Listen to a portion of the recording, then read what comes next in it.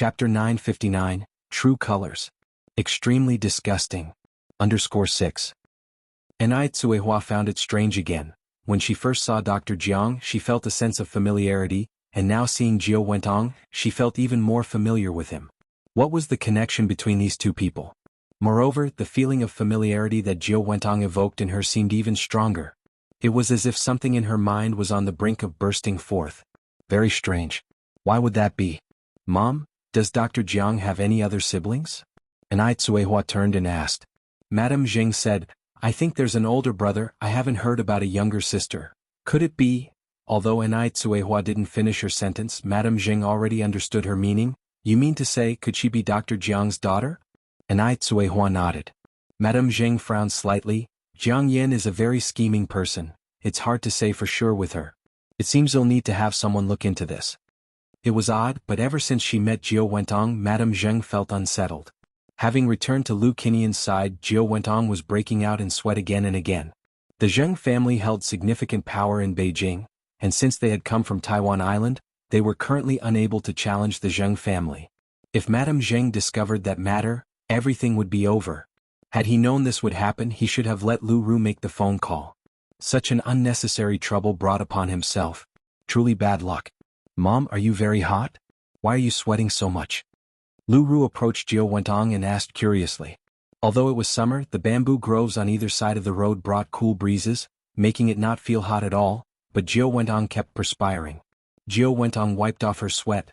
Mom just walked over from there, how could I not be hot? Let me fan you then, Lu Ru said, and began to fan Jiao Wentong with her hand. Soon enough, the repair person arrived. When Anai Yang returned home, she happened to see Jiao Wentong and the others fixing their car. She pretended not to see them and rode away on her bicycle. Back home, Madame Zheng mentioned seeing someone who looked very much like Dr. Jiang. Anai Yang said, Grandma, are you talking about Jiao Wentong? Madame Zheng was startled. Same surname as Jiang? Could it be that Jiao Wentong really had some connection to Dr. Jiang?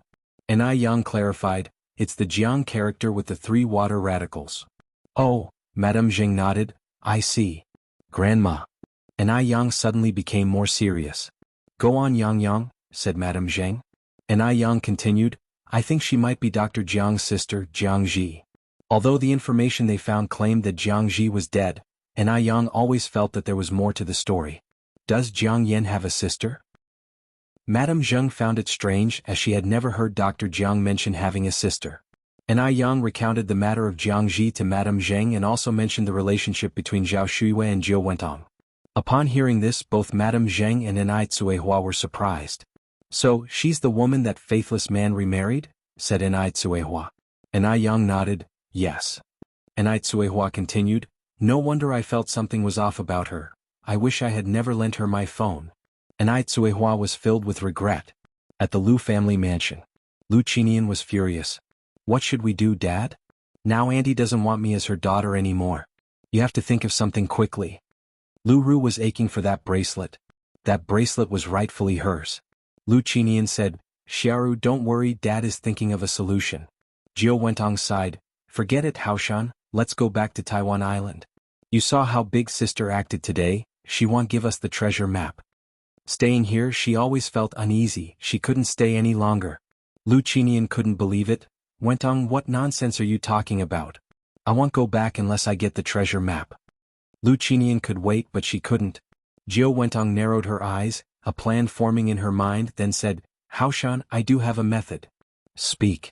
Jiao Wentong poured a cup of tea for Lu Qinian. Since big sister is unwilling to come, then let's invite her over. Invite?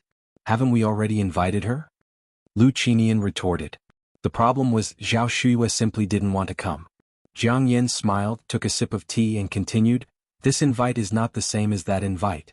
Since big sister won't eat the good wine, we'll have to invite her to drink punishment wine. We have already torn our facades with her anyway. Lu Qinian narrowed his eyes. Wentong, what do you mean? Jiang Yan said with a smile, Haoshan, do you know how criminals were interrogated in ancient prison cells? When the time comes, there will be ways to make her talk. Lu Qinian immediately understood Jiang Yan's implication. They could abduct Zhao Shuiwei and keep her under house arrest. Then if she was still stubborn, they could use some small tricks.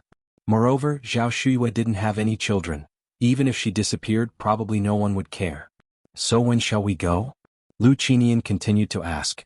Jiang Yen said, it's too visible in daylight, not good for actions, let's do it tonight. Zhao Shuyue, a lonely old widow, would be very easy to take from Jinghua village. They had to act swiftly and decisively. Good. Lu Qinian nodded, let's do it this way. Wenong, let's take action tonight. I'm going too. Lu Ru was quite excited. For such actions, outsiders naturally couldn't be brought along. Only their own people could be trusted.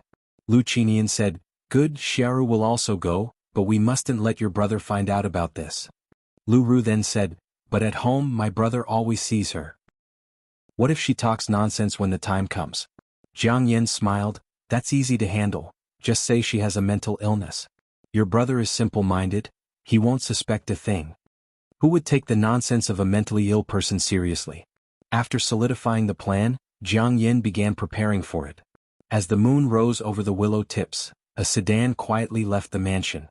The surroundings were enveloped in darkness, absolutely quiet. At midnight, in an era without internet, was the prime time for people to be deep in slumber. The black sedan, shrouded in darkness, quietly drove into Jinghua village, its headlights illuminating the road ahead brightly.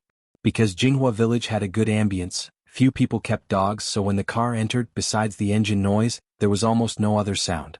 But the engine's sound and the light startled the resting birds on the trees. Chirp. Who of sound mind would care about the birds in the trees? Xiaoru, you stay in the car, your mom and I will go in. Lu Qinian looked at Lu Ru. Okay, Lu Ru nodded.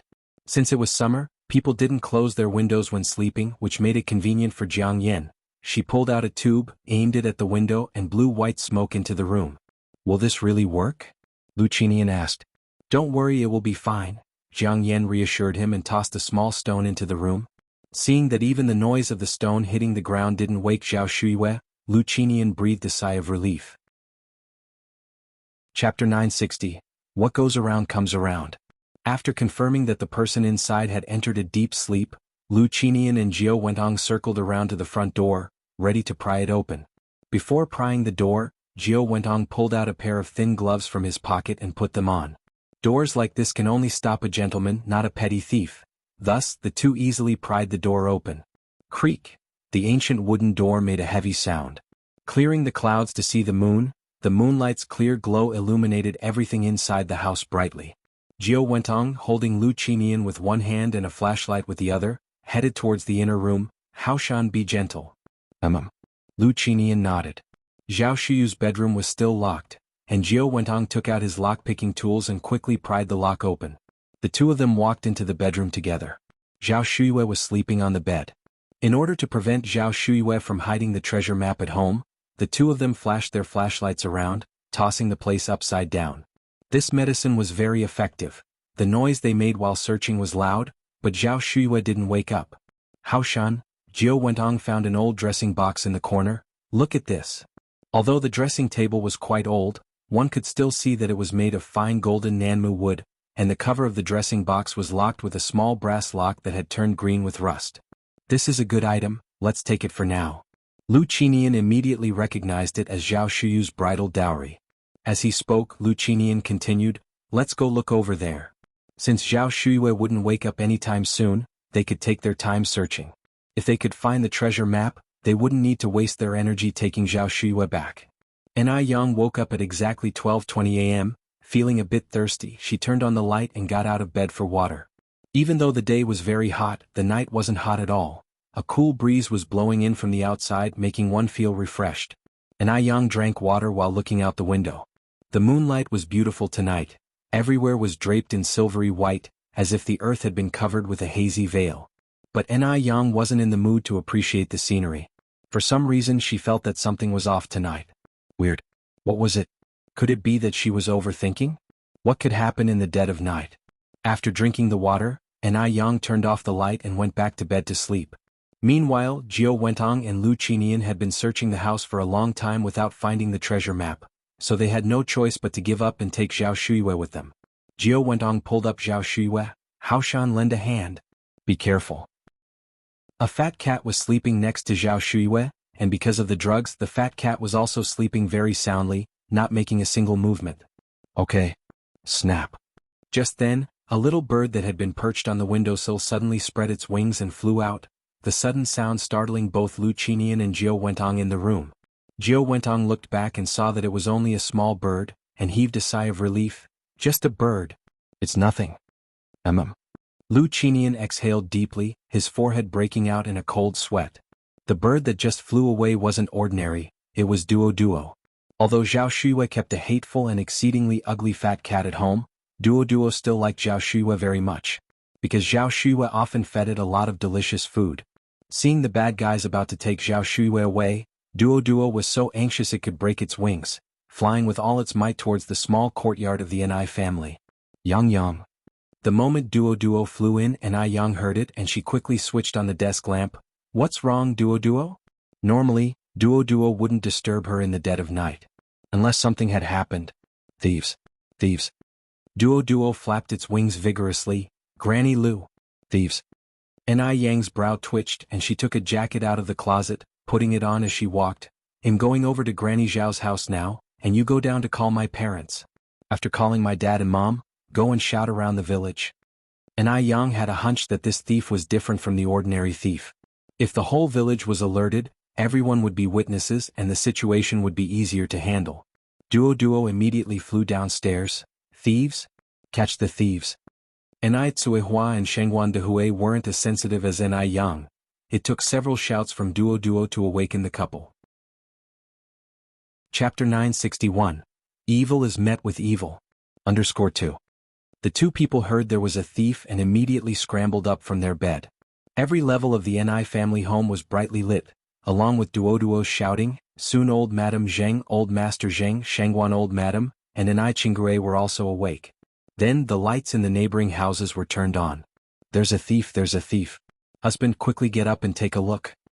Hearing there was a thief, the man who was fast asleep was instantly alert. Where's the thief? There's a thief. Certainly no small matter.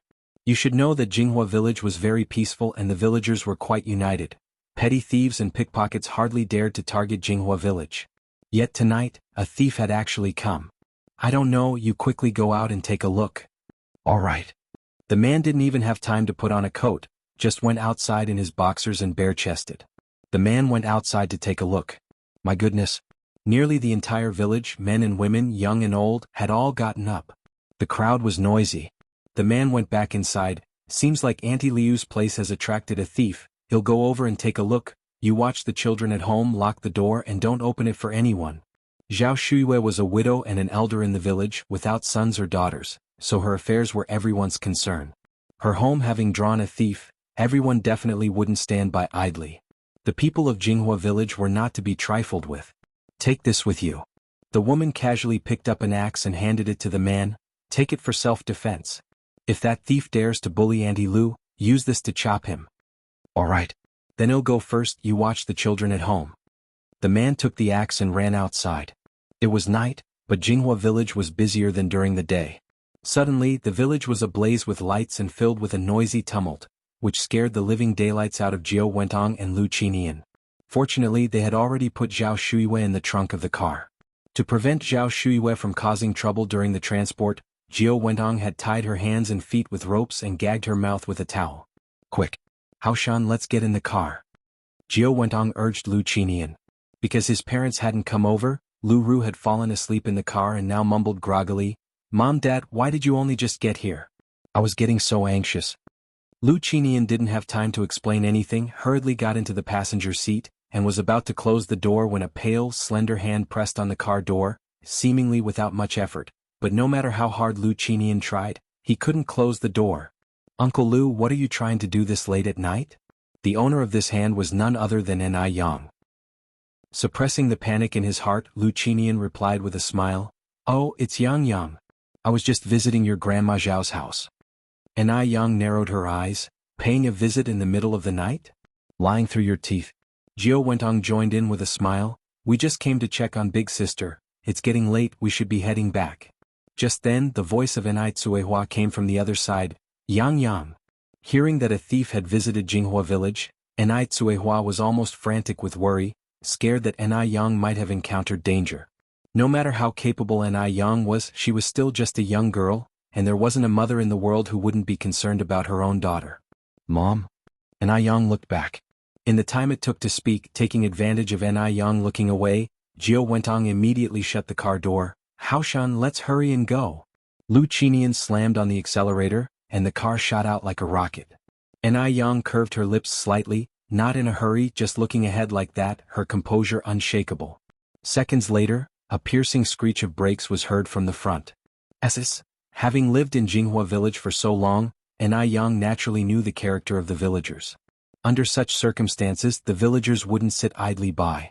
In front, the villagers were hand in hand, holding flashlights, and had encircled the black sedan from inside and out so tightly that not a drop could get through. Yang, are you all right? Anai Tsuehua and Shengguan Dehui ran up to Anai Yang. Anai Yang shook her head. I'm fine. Mom, you and Dad go check on Grandma Zhao. I'll go see what's happening with Lu Qinian and the others. Okay. Anai Tsuehua nodded. Anai Yang jogged towards the front. Yang, we've caught the thief. Seeing Anai Yang approach, the crowd spontaneously opened a path for her.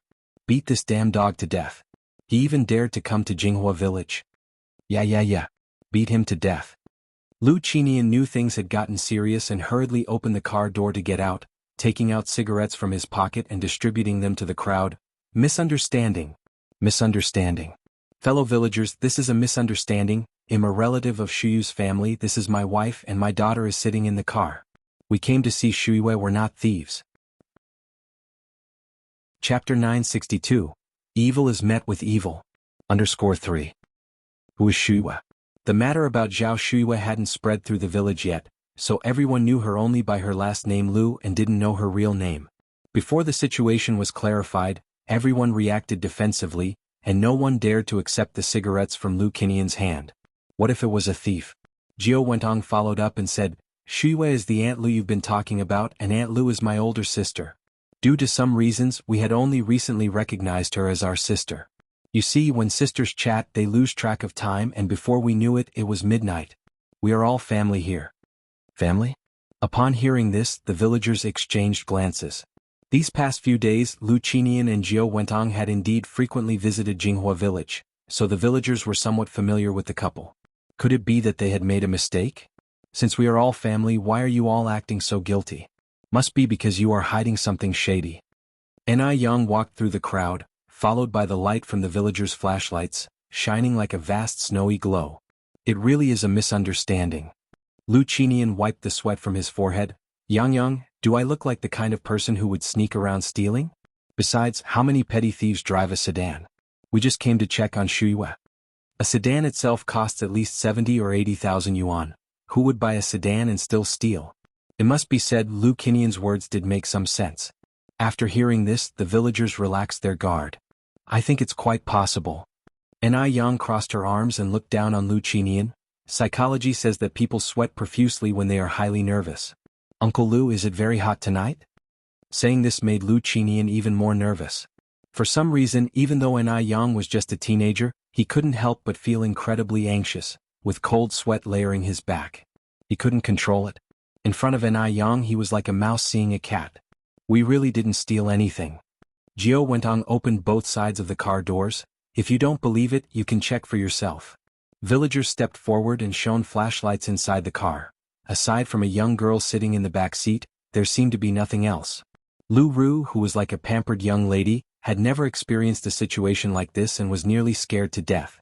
What should she do now? If she had known it would be like this, she wouldn't have come along. Who knew Jinghua village was so unified? And the trunk.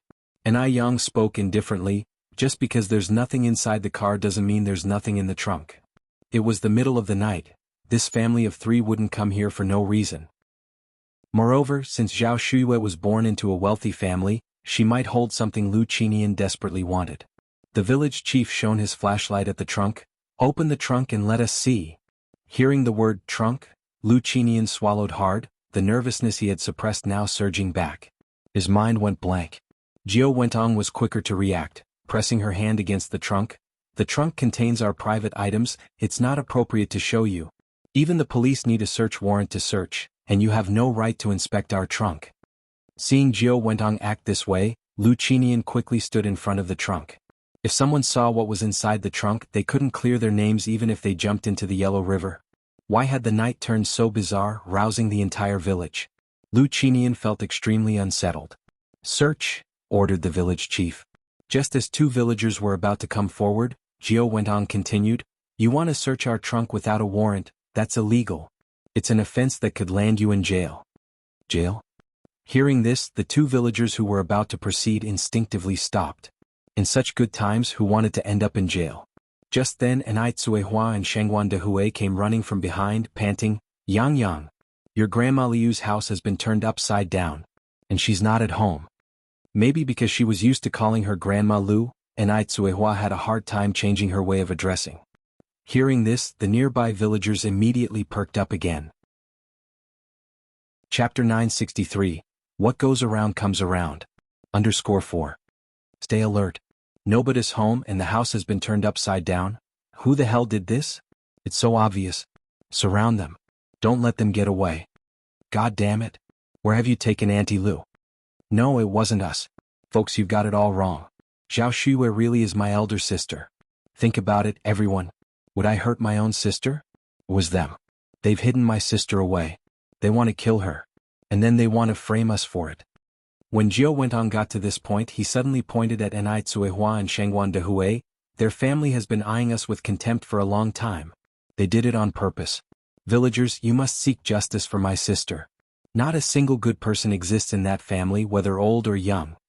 Jiao Wentong might have been better off not saying these words, as they only enraged the crowd even more. You must know Anai Yang is the pride of Jinghua village. The lucky star of the village. And this woman dared to speak ill of the Anai family like this. Get out of my way, you old bat. Wang Jinfang, already known for her rowdiness, pushed Jiao Wentong aside. Today I've got to see what you're hiding in that trunk. Futsai. You and brother Tinu, go open that trunk. Daring to provoke the Anai family for no reason. Even if it meant going to jail, they weren't afraid. Anai Fatsai is Wang Jinfang's husband. As the days in the village improved, so did Anai Fatsai's health. So what chance did the old and frail Lu Qinian stand against two strong middle-aged men?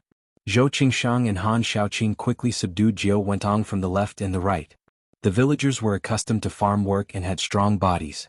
Jiao Wentong was an elegant lady who hardly lifted a finger in her life. What strength could she have? Faced with such a situation, all she could do was make a scene. Help. Someone help. The ruffians are attacking. Shut her mouth. Wang Jinfang turned to Zhou Qingshang. Zhou Qingshang produced a piece of black and smelly cloth from nowhere and stuffed it directly into Jiao Wentong's mouth. No sooner had they gagged Jiao Wentong than Anai Fatsai and Wang Tiniu opened the trunk. Clack. With that sound, the hearts of Jiao Wentong and Lu Qinian sank, and a chill ran through their bodies. It's over. It's all over. No one expected Zhao Shuyue to be in the trunk. Zhao Shuyue was bound hand and foot with white ropes, a towel stuffed in her mouth, curled up in the trunk. Next to her feet lay an old vanity case. Seeing this, everyone was shocked. Even Anai Yang didn't see it coming, that Lu Qinian and Jiao Wentong could be so cruel and ruthless. Why would they kidnap Zhao Shuyue? Whoa, whoa. Just as everyone was still in shock, a series of urgent siren sounds suddenly pierced the air. 3 police cars drove up. What's happened here? Who called the police? Officer, I called the police. I'm the village chief of Jinghua village. The village chief stepped forward. These thieves not only came to our village to steal but also kidnapped one of our elderly residents. Now we've caught them red-handed. With Zhao Shuyue still bound and folded in the trunk, and with so many eyewitnesses present, there was no way they could deny it. The police immediately untied Zhao Shuyue. Is there a doctor among you? I am. Anai Yang stepped forward. You? The young officer hesitated for a moment, then said, Then please check on this elder for us. Of course. Anai Yang nodded and knelt down to take Zhao Shuyue's pulse, then checked her eyelids. Granny Zhao has inhaled some kind of toxin that has caused her to become comatose. Her condition is not good. She needs treatment immediately. Officer, I'm going to take Granny Zhao to the hospital right away. Although traditional Chinese medicine is powerful, sometimes it can't do everything alone, and a combination of Western and Chinese medicines is needed. The toxin itself was not very harmful to the human body, but Zhao Shuyu's special constitution meant that she needed immediate fluids and then acupuncture treatment. The young officer nodded. Xiaosun and Xiaoma, go with this comrade to the hospital. All right. Xiaosun and Xiaoma immediately helped carry Zhao Shuyue to the vehicle. Xiaoma was a driver. And I Yang frowned slightly. Officer, Granny Zhao's condition is very special. She needs to get to the hospital within 10 minutes. Let me drive. Chapter 964. What goes around comes around. _5. 10 minutes? It would take at least 30 minutes to reach the nearest hospital at top speed. 10 minutes is simply impossible. Comrade, are you kidding? Xiaoma asked incredulously. No, and I Yang replied seriously. Seeing no trace of jest in N.I. Yang's demeanor, and the situation being extremely urgent, a matter of life and death after all, Xiaoma didn't say another word and gave up the driver's seat to N.I. Yang. Thank you for your trust. N.I. Yang got into the driver's seat and performed the startup sequence, ignition, engine start, throttle, all in one smooth motion. Before the others in the car could even react, the vehicle had already shot out at lightning speed. The two police officers exchanged a startled glance, each seeing the shock in the other's eyes. My God. This was incredible. No one had expected that a country girl could drive this well. The journey, which was supposed to take 10 minutes, was completed by N.I. Yang in just 5 minutes to the front of the hospital. Now even the way the two police officers looked at N.I. Yang had changed. Comrade, what's your name? One of the officers asked as they brought Zhao Shuiwe to the emergency room and finally had a moment to take down her statement. N.I. Yang responded in an even tone. My name is N.I. Yang, N.I. with the individual component, and Yang with the meaning smoke, as in the warm sun's rays cause smoke to rise from Lantian jade. And what relation is the elder to you? Over at Jinghua village. The police officer took out handcuffs from his belt and stood in front of Lu Qinian and Jiao Wentong, saying sternly, the two of you, put your hands up. Don't move. Officer, there's another one in the car, a villager reminded. Lu Ru was scared to death inside the car. Officer, I'm not a thief, I've been wronged. The officers always carried out fair investigations. They would never mistakenly accuse an innocent person, nor would they let a guilty party go free. Cold handcuffs were promptly clasped onto Lu Ru's wrists. Save your words for the police station. Xiaolu, Xiaozhang, you all follow the village chief to the victim's home to gather evidence. Got it? The village chief led the way. Come with me this way, comrades. The officers didn't finish taking statements and bringing Lu Qinian and Jiao Wentang's family of 3 back to the police station until past 3 a.m. At this time, under the doctor's life-saving efforts, Zhao Shuiwe had also awakened. Grandma Zhao, are you okay? N.I. Yang brightened up upon seeing Zhao Shuiwe finally awake. Yang. Zhao Shuiwe grasped N.I. Yang's hand. N.I. Yang asked again, Grandma Zhao, are you all right? Zhao Shuiwe shook her head, tears streaming down the corners of her eyes. I'm fine, but I just never expected Lu Qinian to be so heartless. He could actually do such a thing. Although Zhao Shuiwe had been in a coma, her consciousness had always been clear. She could never have imagined that Lu Qinian would treat her this way. N.I. Yang reassured her, it's good you're okay. Lu Qinian and Jiao Wentong have already been arrested by the officers. You just need to clarify the details to them later. Right? Zhao Shuiwe nodded. The next morning, 2 police officers came to take Zhao Shuyu's statement. Zhao Shuiwe recounted the whole event to the officers. Officers, please, you must not let them get away with this. This was attempted murder. What they did was illegal. If it hadn't been for Yang noticing in time last night, I, an old woman, probably wouldn't be alive right now. Don't worry, ma'am, we will ensure justice is served. Lu Qi woke up the next morning to find his parents and sister weren't home. As he wondered why, a servant came in. Young master, the police officers are here to see you. Police officers? Lu Qi was stunned momentarily, puzzled as to why the police were looking for him. He considered himself a good citizen, never having done anything wrong. After learning the whole truth, Lu Qi turned pale. Officer, there must be some mistake, right? My parents are good people. How could they possibly do such a thing? And my sister, although she can be a bit spoiled and arrogant, she's not a bad person at heart. What on earth was going on? He had just gone to sleep, so why had his parents and sister suddenly become suspects of attempted murder and burglary? It must be that he hadn't woken up yet. He was still dreaming. Lu Qi pinched his thigh hard. It hurt. He wasn't dreaming?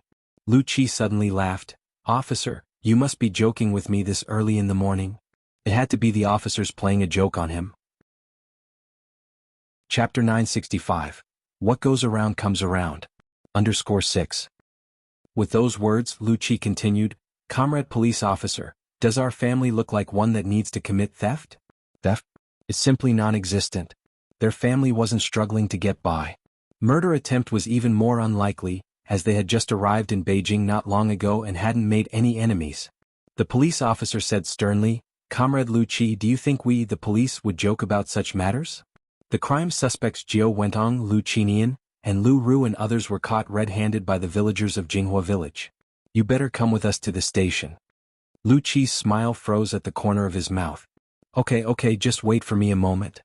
On the way, Lu Qi simply couldn't believe this was happening. It wasn't until he reached the police station that he was willing to accept this wasn't a dream. How could this be? Why would his parents and sister do such a thing? The family was split up and locked away. Upon seeing Lu Qi, Jiao Wentong became very agitated. Xiaoqi, you're here. You must save Mom. She's innocent. Go find a lawyer quick." Lu Qi said, "Mom, don't worry, I'll find you a lawyer right away. As long as you haven't done those things, I believe the police comrades will release you after they have investigated properly." Lu Qi still couldn't believe that his always gentle and kind mother could do such a thing. There must be some misunderstanding. In contrast to Jiao Wentong, Lu Qinian seemed especially calm. Sitting in the interrogation room, he seemed to have aged overnight. "These things were all done by me alone. They have nothing to do with my wife and child. They were all kept in the dark by me."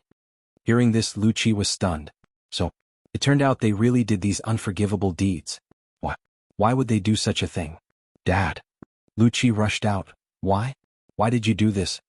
Faced with his furious son, Lu Qinian chose to remain silent. Lu Qi's eyes turned red.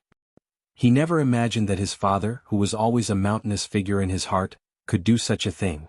Suddenly, Lu Qi felt as though the sky was falling. His world turned dark. Lu Qi slid down against the wall and burst into loud sobs. He used to be a crybaby as a child, but since growing up he had never cried again. This was the first time. Over at Lu Ru's side, "Comrade police officer. I'm innocent. I don't know anything, please let me go. Everything was done by my parents, I was asleep in the car at that time, I didn't know anything. Please let me out, okay?" Seeing the red-eyed Lu Qi, Lu Ru clung to him like a lifeline. "Brother, please save me. All this was done by Mom and Dad. I really didn't know. I didn't know anything. Brother, please save me. I don't want to be locked up here. I want to get out."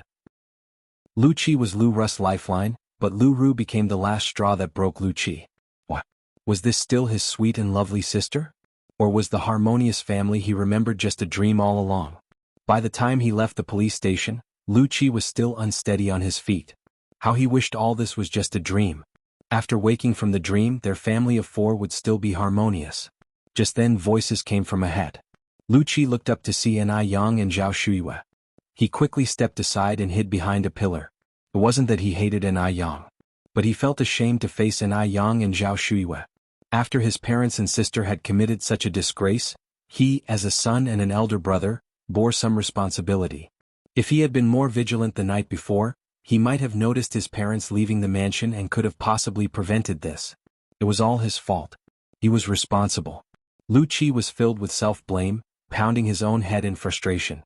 After leaving the police station, Lu Qi contacted a lawyer. No matter what, the people locked up were his parents, and no matter what they had done, he couldn't just sit by and do nothing. He left everything to the lawyer, and now all he could do was to hope for the best. Because Lu Qinian took on all the guilt, Jiao Wentong and Lu Ru firmly denied any involvement, and since only Lu Qinian's fingerprints were found at the scene, he was the only one sentenced to life imprisonment due to insufficient evidence. Jiao Wentong and Lu Ru were released on bail by Lu Qi. Having been released from the detention center, Jiao Wentong and Lu Ru had lost a lot of weight. Jiao Wentong's first words upon seeing Lu Qi were, "Xiaoqi, let's go back to Taiwan Island." She really couldn't stand staying in Beijing anymore. Lu Qi's face had lost its former luster and looked utterly defeated. "We can't go back now." "Why?" Jiao Wentong's complexion changed. Lu Qi continued, "Your travel has been restricted, and now you can't even leave the urban area, let alone go back to Taiwan Island." Lu Ru's complexion was also very bad. The past several days in the detention center had worn her down to nothing. "When can we go back then?" Lu Qi shook his head. "I'm not very clear about that. Probably when you're cleared of suspicion, then you can go back."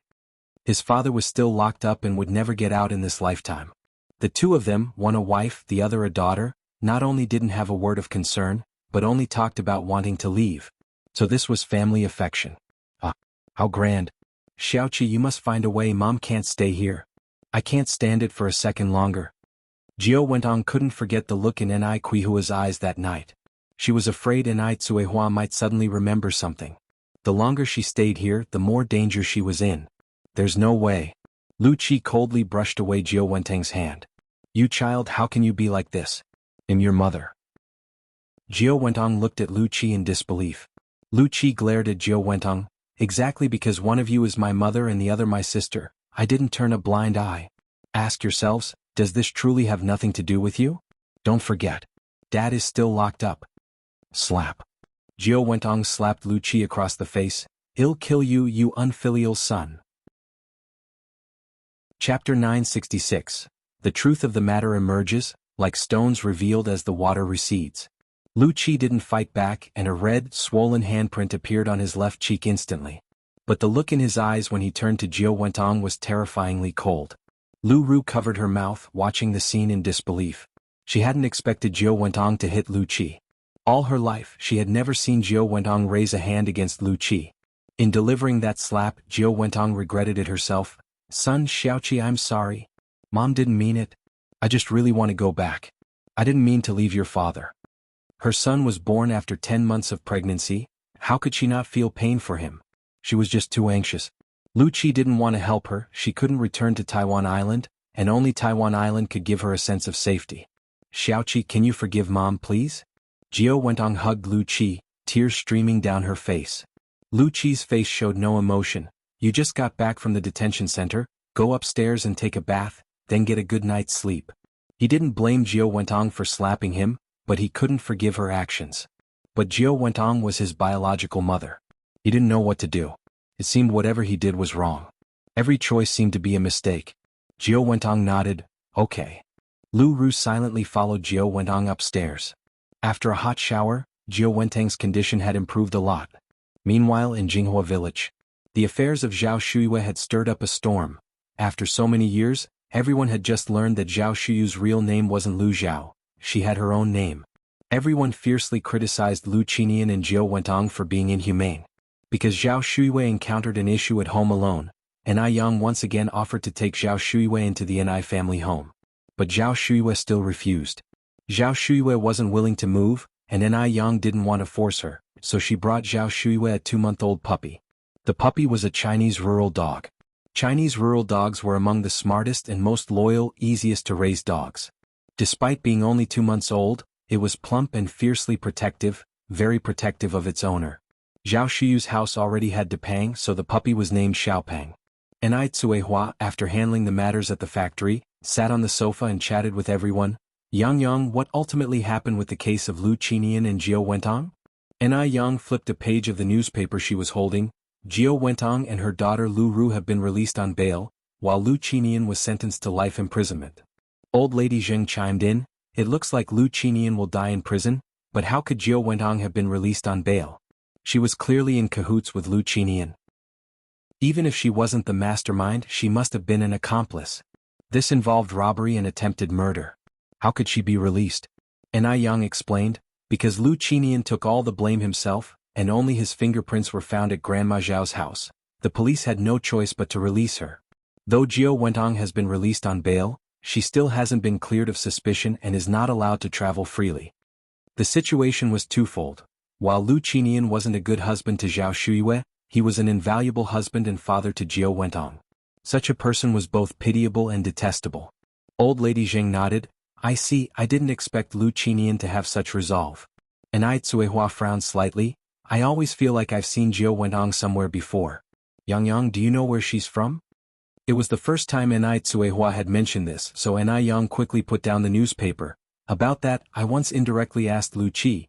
He said Jiao Wentong is from Xiaomu village in Haiqing City. Xiaomu village? Ni Tsuehua was startled since she had grown up in Xiaomu village. Ni Yang nodded. Ni Tsuehua frowned again, Xiaomu village only has around 20 households. If she really is from Xiaomu village, there's no way I wouldn't have heard about her, plus we don't have the Ji surname in Xiaomu village. Most in the Xiaomu village were surnamed Zhu and Ni. Ni Yang added, I also think it's strange. If Jiao Wentong really was from Xiaomu village, she couldn't possibly be unaware of Dam village. But when Lucci asked her if she knew about Dam Village, she claimed she didn't remember. Xiaomu Village and Dam Village are adjacent. If Jiao Wentong truly came from Xiaomu Village, she couldn't possibly be unaware of Dam Village. But if Jiao Wentong wasn't from Xiaomu Village, then how did she know about it? And why did Enai Tsuehua find her so familiar? Chapter 967. The truth of the matter emerges, like stones revealed as the water recedes underspew. All of this was very strange.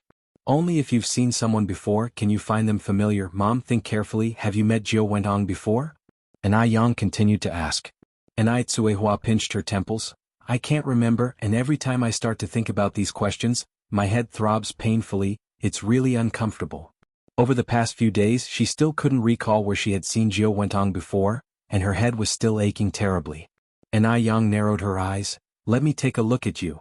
Enai Yang reached out to take Enai Quihua's pulse. From the pulse, Enai Quihua's body didn't show any abnormalities, but many issues couldn't be detected by pulse diagnosis alone and required instrumental examination. Mom, how about we go to the hospital for a CT scan? A headache is no trivial matter. CT machines were invented as far back as 1971, and it was now 1985, 14 years later. The CT technology in Beijing had matured considerably, it just wasn't as advanced as in later years. Do we really need to go through all that? Enai Tsuehua said, it's just an occasional headache, not a persistent one. Ting, let's go, health is not to be taken lightly, Grandmother Shangguan said. I will accompany you. Mrs. Zheng nodded in agreement. Your mother-in-law is right, Ting, I'll also go with you. Enai Yang picked up the car keys from the coffee table. Grandma's, no need for you to come, I can take my mom by myself. Hospitals are full of germs, and your immune systems aren't as strong as young people's. Besides, there's not much help you can offer by going. Enai Yang was making sense, so the two seniors didn't insist further. Enai Yang drove Enai Tsuehua to the hospital. No matter when, the hospital was always overcrowded. After a long wait in line, it was finally Enai Quihua's turn. After the CT scan, it took another hour to get the results. The patient has a slight cranial hematoma, which is causing the occasional headaches, but the condition is not particularly severe. It can be treated with surgery or by using acupuncture to expel the hematoma. Enai Yang reached out to accept the CT report. Thank you, comrade doctor. You're welcome, it's what I should do. Cranial hematomas are usually caused by head injuries. Enai Tsuehua had been beaten quite badly by Mu Jinbao back in Dam Village, and Mu Jinbao wasn't known for holding back. Could it be a leftover injury from that time? Fearing that Enai Tsuehua might recall those unpleasant memories, Enai Yang refrained from asking further about the injury. When the mother and daughter arrived home, Shangguan Dehui was holding car keys ready to leave. Dehui, where are you going? Enai Tsuehua asked. Shangguan Dehui was startled. Dia, you're back. I heard from Mom that you and Yang Yang went to the hospital, so I was preparing to go there to check on you. By the way, how did the checkup go? Everything okay? Enai Tsuehua smiled and shook her head. Nothing's wrong. Shangguan Dehui looked at Enai Yang. Yang, is your mom really okay? Enai Yang said, there's a slight cranial hematoma, but it's not a major issue. A few acupuncture treatments will clear it up. Dad, you don't need to worry. When Shangguan Dehui heard the words cranial hematoma, his pupils shrank. How can it be okay with a cranial hematoma? Yang, you better not be lying to me. Enai Yang said with a smile. Dad, what are you thinking? How could I lie to you? It's really no big deal. Really no big deal? Shangguan Dehui asked uncertainly. Enai Yang nodded. That's a relief. Shangguan Dehui sighed and took Enai Quihua's handbag. Let's go inside. Grandmother Shangguan and Mrs. Zheng had already prepared the meal. Little Enai Yun was happily eating noodles while sitting on Grandmother Shangguan's lap. When she saw Enai Tsuehua and Enai Yang return, she rushed down from Grandmother Shangguan's lap with delight. Mommy! Sister. Duo mimicked her, flapping its wings and flying over. Mommy! Sister.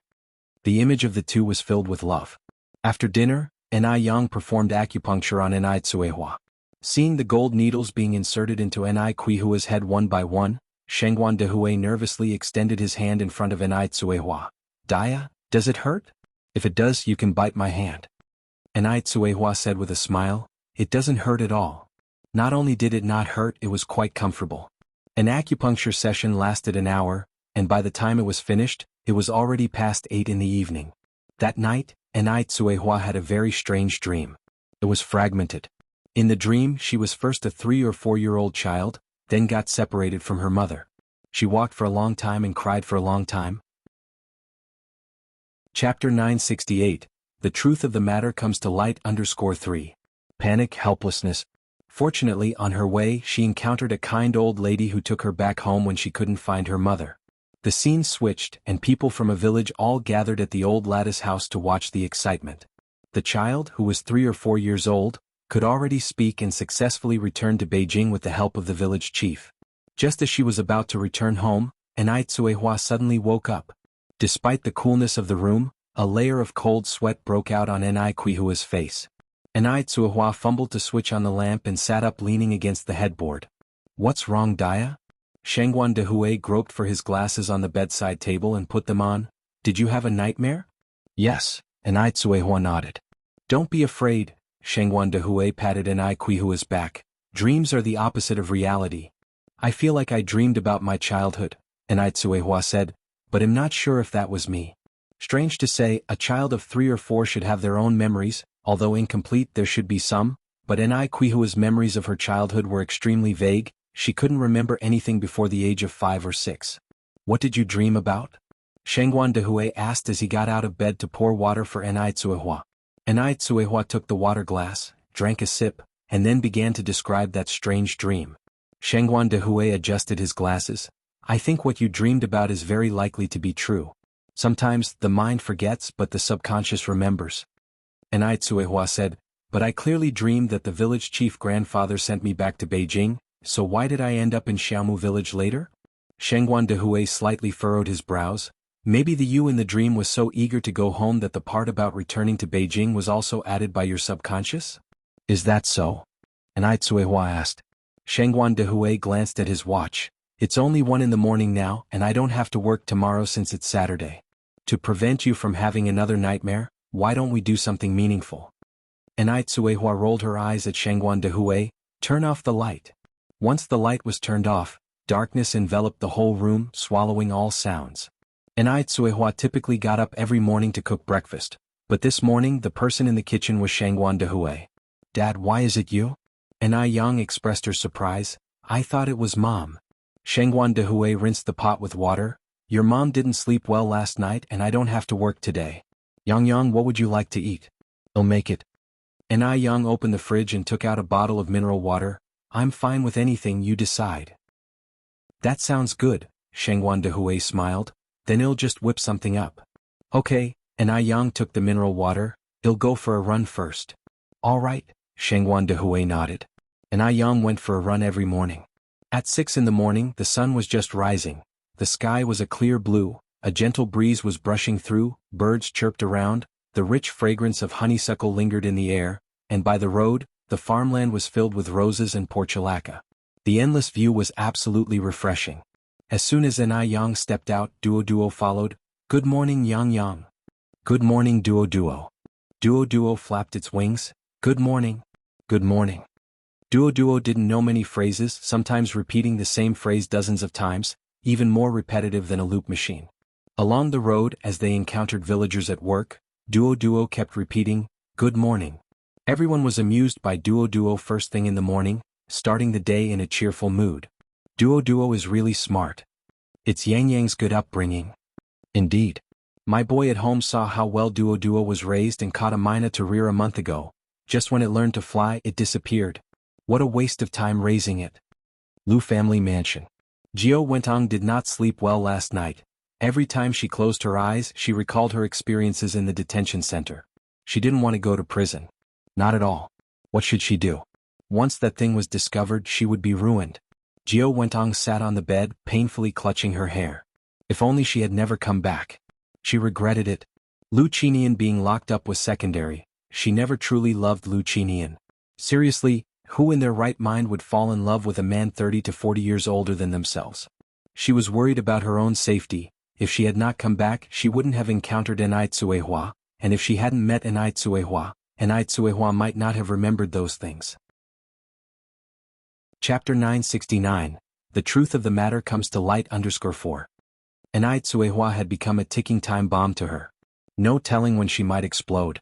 No one would dare touch her on Taiwan Island, but this was Beijing and she was restricted from traveling.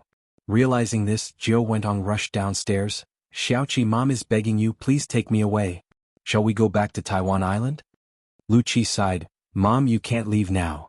Think of something, Xiaoqi, think of something, Jiao Wentong continued. Since you managed to bail us out of the detention center, it means you must have a way, right? Lu Qi frowned slightly, suppressing the anger in his heart. Mom, the only reason you were released from the detention center was because of Dad. Dad took all the blame on himself. Otherwise, even if I were the Emperor of Heaven, I wouldn't have been able to bail out you and Xiaoru. Jiao Wentang's eyes instantly reddened. Then what should we do? Xiaoqi, is there really no way? Xiaoqi, I really can't stay here anymore. Mom, why are you in such a hurry to leave Beijing? Lu Qi grabbed Jiao Wentang's arm. Are you still hiding something from me? How much more were they hiding from him? Jiao Wentong instinctively avoided Lu Qi's gaze. No. Really? Lu Qi stared intently into Jiao Wentang's eyes. No. Jiao Wentong pushed Lu Qi away and hurried upstairs. Watching Jiao Wentang's retreating figure, Lu Qi let out a deep sigh and went to Lu Ru's room. Brother. Lu Qi grabbed Lu Ru's hand. Tell me honestly, are you and Mom still hiding something from me? After all, Jiao Wentong was his mother, and there were some things he couldn't directly ask her, so he had to start with Lu Ru. In Lu Qi's eyes, Lu Ru and Jiao Wentong were in this together. Lu Ru looked at Lu Qi blankly. No, stop pretending. Tell me. Lu Qi had lost all trust in Lu Ru. Tell me now, and I'll take you and Mom to the police station to turn ourselves in, maybe we'll get a lighter sentence. Just don't let the police find out first, it would be embarrassing then. Really, there's nothing. Lu Ru, frightened by Lu Qi's demeanor, started crying. Brother, what are you talking about? Lu Ru had no idea about Jiao Wentang's past. The recent stint in the detention center had already terrified Lu Ru, smoothing out any haughty airs she once had. Speak. Lu Qi gripped Lu Ru's wrist tightly. There's nothing, Lu Ru cried miserably. Unable to get anything out of her, Lu Qi had to let it go. At the Ni family home, Ni Yang administered the third acupuncture treatment to Ni Tsuehua. After the acupuncture, Ni Tsuehua said to old lady Zheng, Mom, does Dad have a burn scar on his back? Old lady Zheng was taken aback at first, then said, Yes, it was caused by your grandmother accidentally scalding him with boiling water.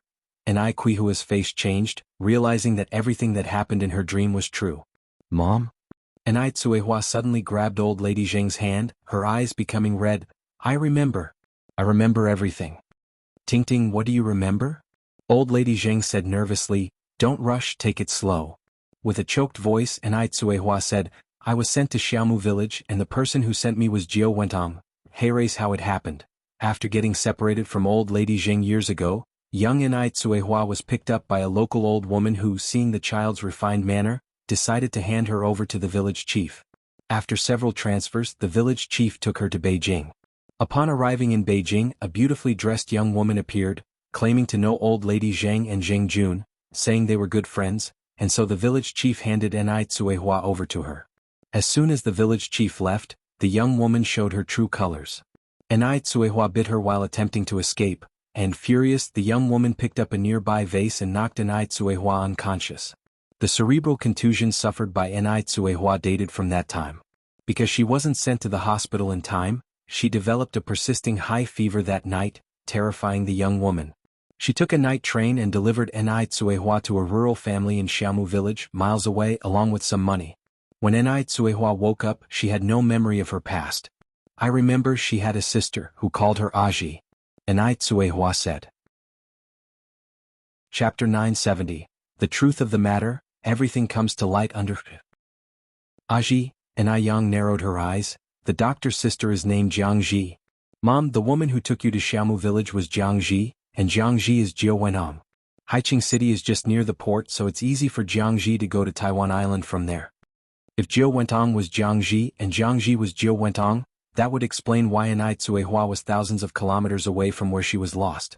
It also explained why Ni Tsuehua felt a strange sense of familiarity when she saw the doctor and Jiao Wentong. Because Jiang Ji was the doctor's sister, she was helping her sister do evil. Oh my! Old Madame Zheng said distressedly, My Tingting, how much suffering have you endured? Mingming was returned, only to be taken away by Jiao Wentong again. It was all because she trusted Jiang Yan too much at the time. Ni Tsuehua helped old Madame Zheng wipe away her tears. Mom, it's okay now, I'm fine. and Yang picked up the car keys. Grandpa, Grandma, Mom, we must hurry to the police station now and tell the police everything clearly.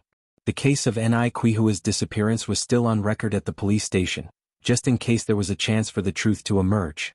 The family had to hurry, there was no time to waste, they raced to the police station.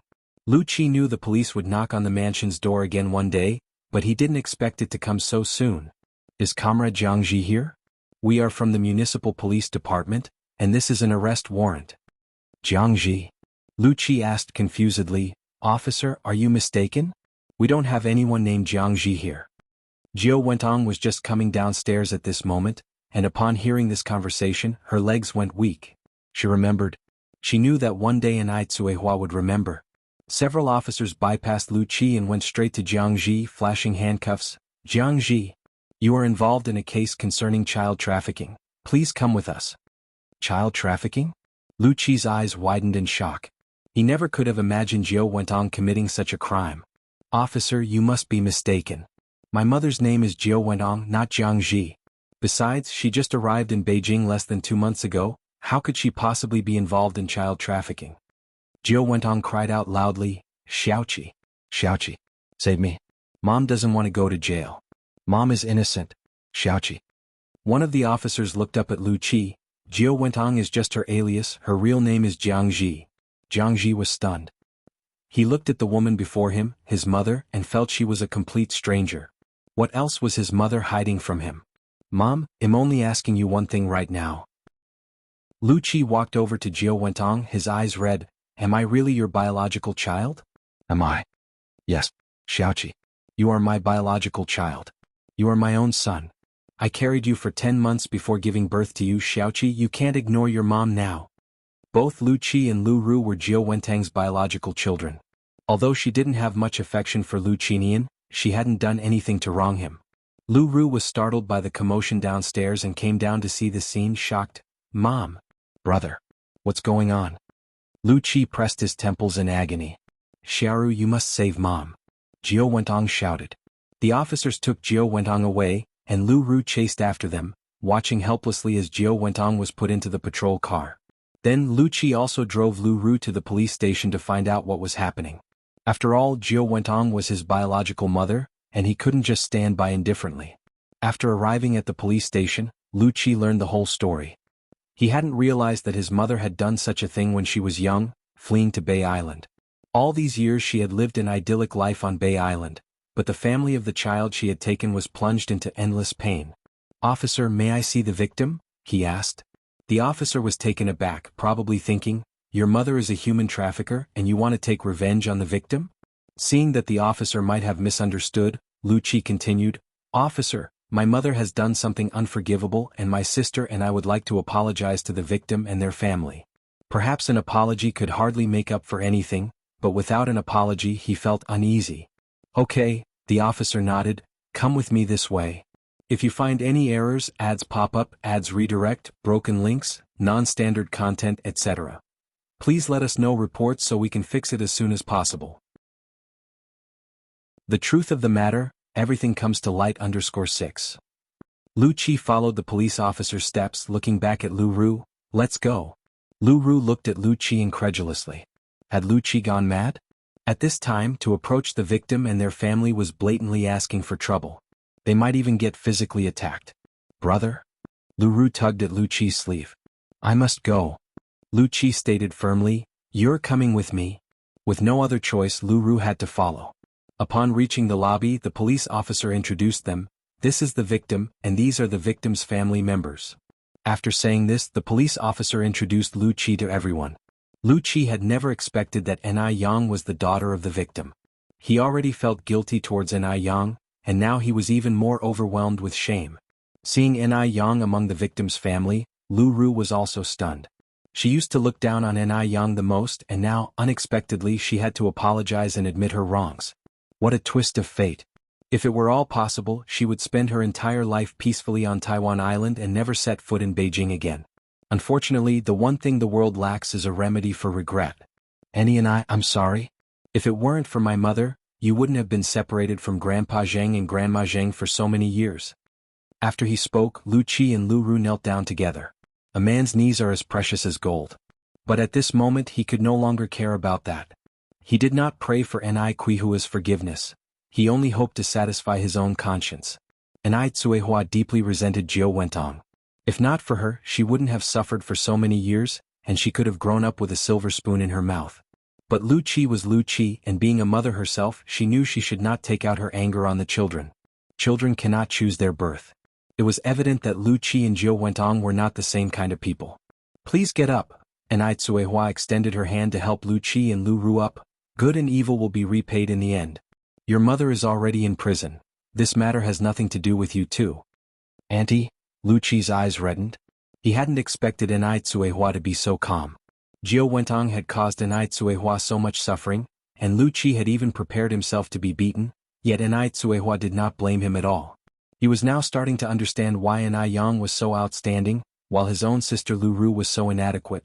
It was because of upbringing. Ni Yang had a mother who was both a role model and a teacher. Ni Hua sighed and looked back at Elder Zheng, Grandma Zheng, Elder Shangguan, and Ni Yang. Let's go back. Lu Qi watched the family's departing figures, his heart unable to calm down for a long time. After a while Lu Qi turned to Lu Ru. Let's go back too. To celebrate finally finding the person who kidnapped Ni Hua, Ni Yang had prepared a large table of food upon their return. Today happened to be Saturday, and in the evening Shangguan Shi and Shangguan Su also came back. The next day was Sunday. Early in the morning, Ni Hua and Shangguan Dehui went to the orphanage. Visiting the orphanage once a week had become a habit. Around 10 in the morning Shangguan Furong arrived at Jinghua village with Zhao Ziqing. Coincidentally, just as they arrived, Zhao Shen also came with Zhao Zijuan. Brother? The siblings, who hadn't seen each other for a while, were extremely excited. Furong? Zhao Shen greeted. Shangguan Furong smiled and nodded. Zhao Shen felt a pang of disappointment, then said, Furong, how did you come back? Why didn't you call me to pick you up? Shangguan Furong replied, It's quite convenient for me to take a bus from there, no need for the hassle. It's no trouble at all, Zhao Shen said. Furong, just say the word, no matter the distance, I wouldn't find it bothersome. No need, Shangguan Furong smiled and walked into the house. Mom, Aunt Zheng. Furong is back, Grandma Zheng said cheerfully. Yes, Shangguan Furong nodded. Hey, where are my brother and sister-in-law? Elder Shangguan replied, Your brother and sister-in-law went to the orphanage, they probably won't be back until the afternoon. Oh, Shangguan Furong continued, what about Uncle Zheng? Is he not home either?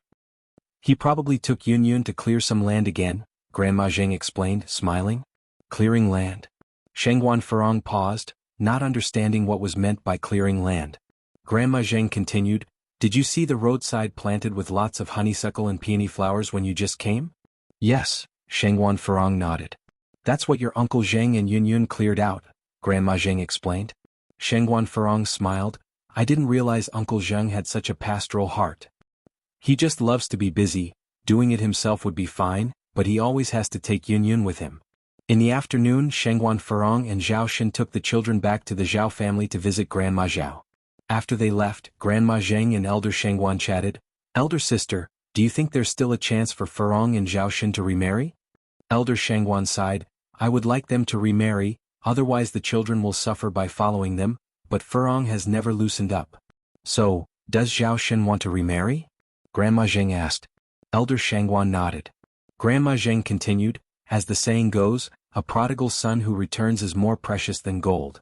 As long as Zhao Shen truly repents, considering the children, remarriage is feasible. But we elders shouldn't interfere too much. Elder Shangguan, finding a confidant, quickly agreed. Exactly, I have tried both soft and hard tactics, but Furong just doesn't listen. I'm leaving it be now, let her decide, children and grandchildren have their own blessings. Grandma Zheng smiled. That's good, letting go sometimes makes things easier. Oh, Shangguan Su and Shangguan Shi aren't young anymore, have they found someone outside? Elder Shangguan shook her head. Nothing from Shangguan Su yet, and I haven't heard anything from Shangguan Shi recently either, probably not going well. Did she date someone before? Grandma Zheng asked. Elder Shangguan nodded. She dated a university classmate, but the man's family had 7 sisters. We won't talk about their family conditions, but anyone with eyes could see that his parents definitely favored sons over daughters. If Shangguan Shi could secure a son after marrying, that would be one thing, but if she had a daughter, her hard days would still be ahead. If you find any errors, ads pop up, ads redirect, broken links, non-standard content, etc., please let us know reports so we can fix it as soon as possible. The ice-cold skin surprisingly belongs to An Yang. In 1985, the family planning policy was very strict, with many people discarding their daughters hoping to have a son instead. Who could guarantee that they would have a son on their first try? So, when Shangguan Shi and that male classmate were dating, not only did Grandma Shangguan disagree, but both Shangguan Dehui and Anai Tsuehua disagreed as well. Anai Tsuehua, deeply affected by the preference for boys over girls, did not want her daughter to experience the same pain she had. Although Shangguan Shi was not her biological daughter, she loved her no less. Upon hearing this, Mrs. Zheng shook her head firmly. It's good that it ended, good that it ended. Xiaoxi is such an honest child, she couldn't have coped in that kind of family. Shangguan Zai's personality resembled that of the deceased Su Fun, gentle and slow-spoken. If she had to deal with a difficult mother-in-law, she wouldn't manage. Mrs. Zheng continued, switching the topic. Xiaoxi would be more suited to a scholarly family. I think the Wu family is quite suitable. That young man over there is already 25 or 26, right? The Wu family was also well known in their circle, and Wu Qinjun was their only son. If Shangguan Shi married into their family, she would just need to be a wealthy wife. Grandma Shangguan nodded. Seems like it. Mrs. Zheng, ever the matchmaker and considering that Shangguan Shi was her granddaughter, hoped for a good marriage for her. Old sister, if you agree, I'll speak to both children and try to arrange it? Grandma Shangguan brightened up at the suggestion. That would be fine. I'll ask around tonight to see if she has completely broken up with that male classmate. All right, Mrs. Zheng nodded.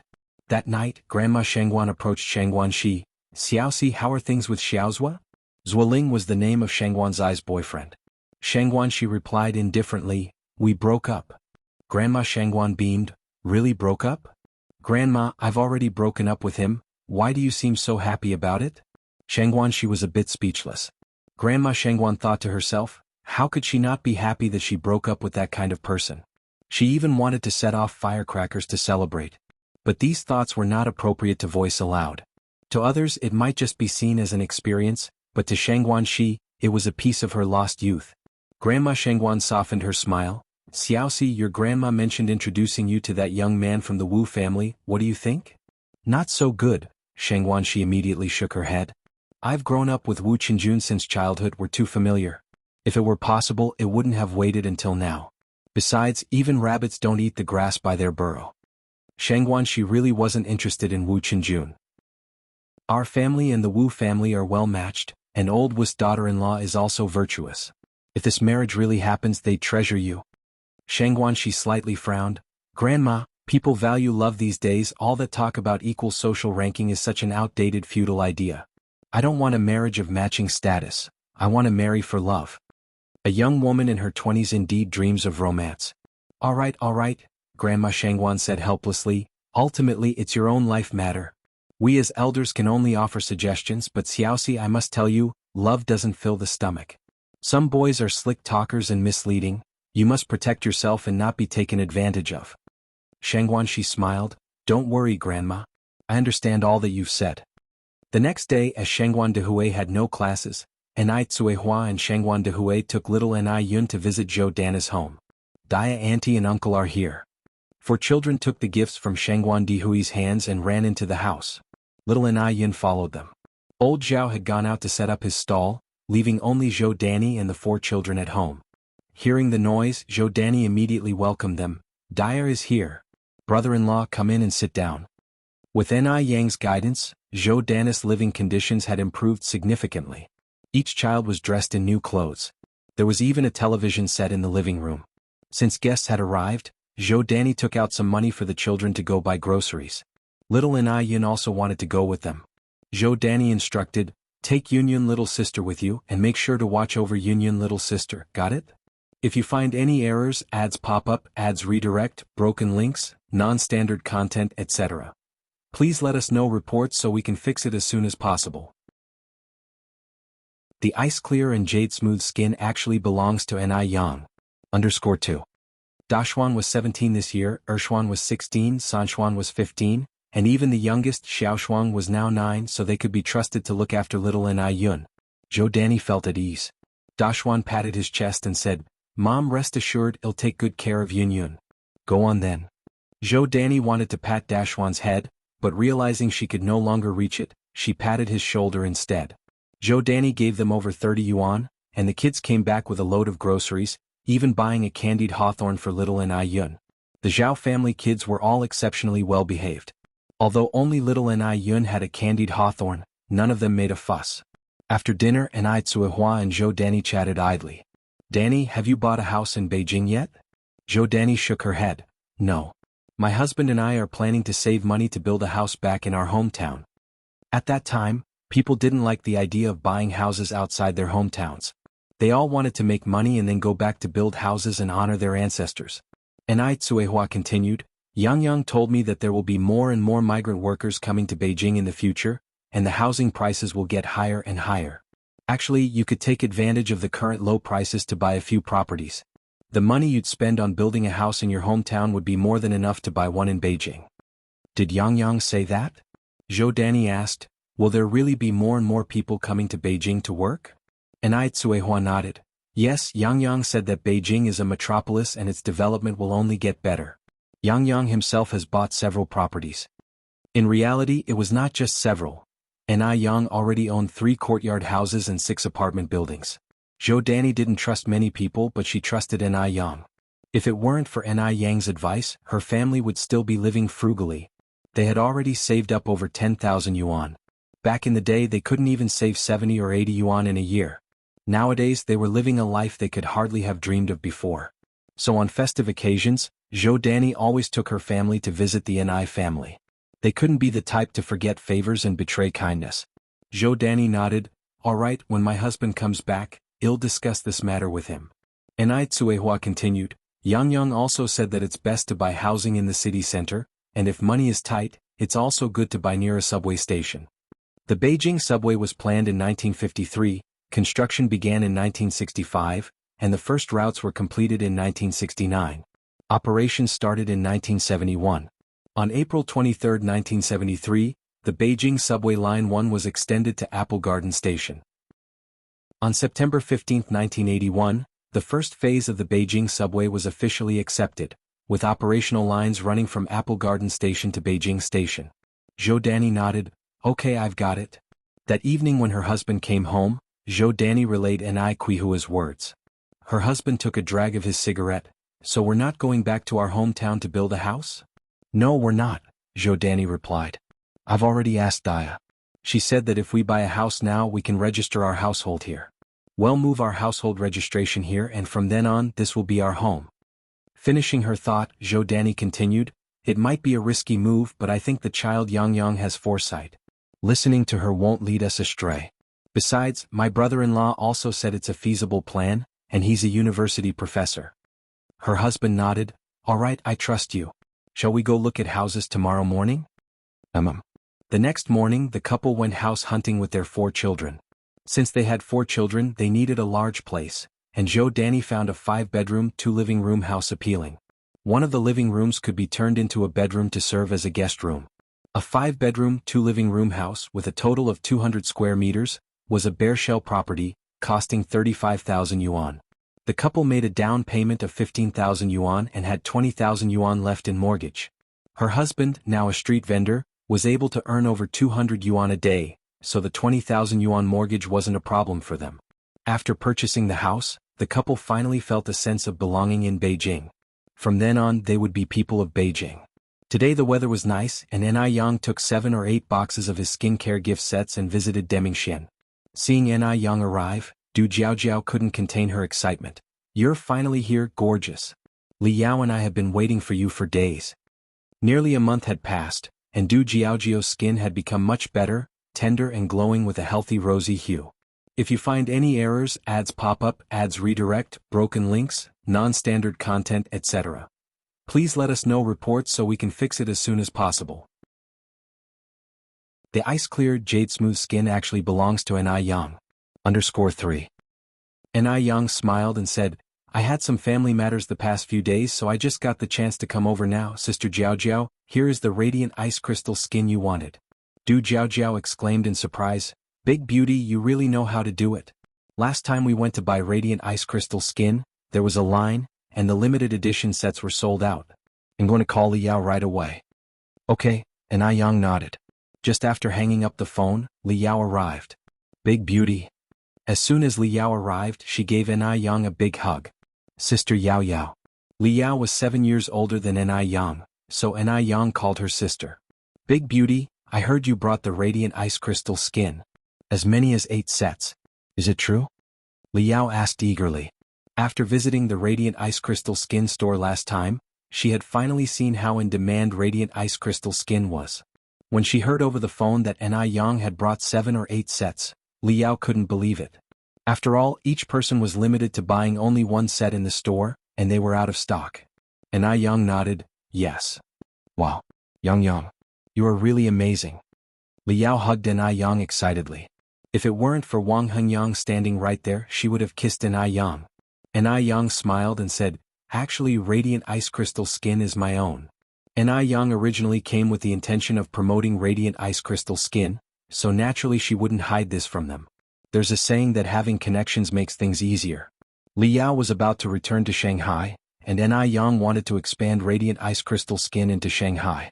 Having Li Yao an acquaintance there would make things much easier. What? Li Yao and Du Jiaojiao thought they had heard wrong. Radiant ice crystal skin was Ai Yang's own product. Big beauty, you aren't joking with us, are you? Li Yao asked. Ai Yang shook her head. I'm not joking, radiant ice crystal skin is really my own. Du Jiaojiao surprisingly covered her mouth. Big beauty, I think you should change your name. What name? Ai Yang didn't catch on right away. It should be changed to Big Amazing. Du Jiaojiao said. Do you know how good radiant ice crystal skin is? It's so many times better than those imported products. It's literally a woman's savior. Whether it's anti-wrinkle cream or whitening cream, both are amazingly effective. Ai Yang somewhat embarrassedly said, it's not that exaggerated, just better than ordinary skincare products. The main reason was that this era had too few skincare products, and Ai Yang just happened to have medical knowledge, adding some herbal medicine beneficial to the skin in the skincare, which made radiant ice crystal skin so effective. Moreover, Ai Yang never added cheap harmful substances into skincare products because of cost concerns.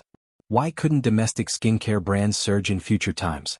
It was because some people were greedy and produced toxic products like toxic masks and fluorescent creams, which gradually made people lose confidence in domestic skincare products. Big beauty, you are too modest.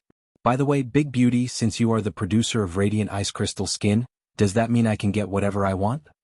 Li Yao continued. Ai Yang nodded, of course. Li Yao then asked, can I buy some rose essential oil? Rose essential oil is especially good for women, but because the production is very low, thousands of pounds of roses can only produce a few grams of essential oil. It's very precious, even harder to get than the limited edition radiant ice crystal skin sets. You can, Ai Yang continued, but I only have 50 grams right now. She needed to keep some for her own use in baths. Li Yao nodded eagerly, that's plenty. 50 grams is a lot. Thank you so much, Big beauty. It's great to have connections. No more worrying about not being able to buy what you want. Ai Yang smiled and said, why be so polite with me? By the way, Sister Yao Yao, when are you planning to go back to Shanghai? Probably the day after tomorrow, Li Yao continued. Let's keep in touch after I return. I might need more radiant ice crystal skin later on. By the way, Big beauty, your radiant ice crystal skin works so well, have you thought about expanding to Shanghai? Shanghai is full of wealthy people. I guarantee radiant ice crystal skin will sell like hotcakes there. Who doesn't love a good product? Moreover, which woman doesn't love beauty? As long as the product works well, women don't hesitate to spend money on their faces. Ai Yang hadn't expected Li Yao to voice her thoughts before she could. She smiled and said, Sister Yao Yao, I won't lie to you, I actually had the same idea, but I don't have many connections in Shanghai, so if I rashly try to expand there, if you find any errors, ads pop up, ads redirect, broken links, non-standard content, etc. Please let us know reports so we can fix it as soon as possible. Ice skin and jade-like complexion actually belong to Ai Yang. _4. You can ask me for help. Li Yao said with a smile, I was born and raised in Shanghai, there's nothing I can't get done here. Really? Ai Yang's eyes lit up. When she smiled, 2 shallow dimples appeared on her cheeks, and her eyes shone with starlight, as if the whole world brightened with her. Her beauty was stunning. In a fleeting moment of shock, Yi walked by outside the window and happened to catch this scene. He paused, fingers holding Buddha beads, and then walked towards the Buddha hall. Liao slapped her chest and said, "Of course it's true. Gorgeous, just leave this matter to me and I guarantee you'll take care of it perfectly. As the saying goes, one feels obligated when taking from others. I've taken so much Ice Jade skincare product from you, and Yang, it's only natural to help you handle these matters perfectly." And these tasks were really nothing to Li Yao. "Then thank you so much, Sister Yao Yao. When will you have time to discuss this in detail?" And Yang hadn't expected Li Yao to agree so quickly. She wasn't prepared for so many things. "How about tomorrow?" "I have to leave the day after," Li Yao thought for a moment. And Yang nodded. "Okay, shall we meet at Noble Fragrance at 10 a.m. tomorrow?" "Sure." That night when she returned home, Yang devised a very detailed plan, and she didn't fall into a deep sleep until late into the night. The next morning just after 8, Yang showed up at Noble Fragrance, spoke with Gulanji about some matters, and by 9:50, was waiting for Li Yao in the private room upstairs. Li Yao came alone. Yang handed over a detailed plan for Li Yao to look at. After a while, Li Yao looked up at Yang, her expression changed. "Gorgeous, did you write this plan yourself?" "Uh-huh," Yang nodded. Li Yao put down the plan and grasped Yang's hand tightly. "Gorgeous, can I follow you from now on, would that be okay?" Li Yao's family was very well off. She was a carefree daughter of a wealthy family. Her fiancé Wang Hengyang also came from a good background, but Li Yao was more progressive in her thinking. She didn't want to end up as a housewife after marriage, revolving her life around children and a husband. Li Yao studied medicine, but she hated the smell of the disinfectant in hospitals. After much consideration, the best choice was to sell skincare products. Ice Jade was so effective, and with Yang being someone with vision and talent, she believed that one day Ice Jade would take the world by storm. Yang said with a smile, "Sister Yao Yao, stop teasing me, I should be the one following you." Li Yao said very seriously, "Gorgeous, I'm not joking, I'm very serious now. I've made up my mind. I want to be an agent for your Ice Jade. Can you bring me along, please?" Once she became an agent for Ice Jade, she would be the leader of the skincare industry in Shanghai. Yang had originally intended to use Li Yao to penetrate the market in East China, and she hadn't anticipated Li Yao's desire to be an agent, but this actually saved her a lot of trouble. "Sister Yao Yao, are you sure you've thought this through?" Li Yao nodded. "I have thought it through." Yang smiled and said, "Well, in that case, Sister Yao Yao, let's go sign a contract." Previously, when Emily's mother, Annie, became an agent for Ice Jade, Yang had drafted a contract. Now all that needed to be done was to update the second party's name on the contract, not needing a new one. "Okay." Li Yao stood up with her, then said, "But is it really okay to leave like this without buying anything?" "It's fine," said Yang. Li Yao followed Yang to Jinghua village. Recently, Mo Chishan had brought back a printer from abroad, so there was no need to go outside for printing the contract. Could be done right at home. While Yang printed the contract, Li Yao admired the small courtyard of the Ni family. The roses on the wall swayed in the wind and greatly appealed to Li Yao's girlish heart. "Oh my God! Isn't this too beautiful?" Looking at the beautiful scenery in front of her, Li Yao even considered building a house in the countryside. "Oh my God! Isn't this too beautiful?" A sharp and strange voice echoed through the air. Li Yao looked around, frowning slightly. Who's imitating me? Oh, who's imitating me?" The voice seemed to be right by her ear, yet there was no one to be found. Li Yao grew somewhat nervous. "Who are you? Who are you? If you find any errors, ads pop up, ads redirect, broken links, non-standard content, etc. Please let us know reports so we can fix it as soon as possible." The ice clear and jade smooth skin actually belongs to Yang. _5. This is just too weird. Li Yao gathered her hands and rubbed her arms. "Are you a human or a ghost?" Originally, Li Yao thought she would hear the same repeated words, but unexpectedly the other party said, "A ghost." Damn it, a ghost. Li Yao was so scared that her face turned pale. Just then Yang came out of the door with a smile. Duo, stop playing ghost tricks. Come on out." Chirp. Duo flew out from the dense osmanthus tree. Yang. Li Yao said in surprise, "Gorgeous. Was it this bird talking just now?" Yang nodded. "Yes, it was. It's so smart." Li Yao reached out and stroked Duo's little head. "What do you usually feed it?" Duo squinted its small eyes and nuzzled against Li Yao's palm. its demeanor even meeker than a soft, cuddly kitty by more than a little. Li Yao's girlish heart instantly melted, and she kept saying how cute Duo Duo was. Duo Duo was a flirtatious bird, familiar with females but with males, no one could even touch it. Of course, Mo Chishan and Grandpa Du were exceptions. Before long, Duo Duo learned to follow Li Yao and started calling Ni Yang gorgeous. Yang gorgeous. Gorgeous. Li Yao laughed and said, "Gorgeous, how much for your bird? I'll buy it." Upon hearing this, Duo Duo flew faster than a rabbit, quickly landing on Ni Yang's shoulder and hiding its small head in her long hair, showing its butt to Li Yao. Shoot! Scared the bird to death. Seeing this, Li Yao couldn't help but laugh even more. This bird was just too funny. Ni Yang handed the contract to Li Yao. "Sister Yao Yao, see if there's anything that needs to be changed in the contract." Li Yao picked up the pen and signed, "No need to change anything, I trust your character." Although she hadn't known Ni Yang for long, Li Yao knew she wasn't that kind of person. Just look at Jiaojiao's attitude to know what kind of person Ni Yang was. Despite Jiaojiao seeming quite approachable usually, she was actually fierce. Not just anyone could become friends with Jiaojiao. None of the descendants of the Du family were weaklings. It proved that Ni Yang was indeed trustworthy. After signing the contract, Li Yao paid a part of the deposit. Once she had things arranged back in Shanghai, Ni Yang would send the ice-skin jade complexion via express delivery. "Sister Yao Yao, do you want to visit the factory?" Ni Yang asked. "Sure," Li Yao nodded. "Is the factory far from here?" Ni Yang said, "Not far, just behind here." "Just behind?" Li Yao was a bit surprised. Ni Yang nodded. "Come on, I'll take you there."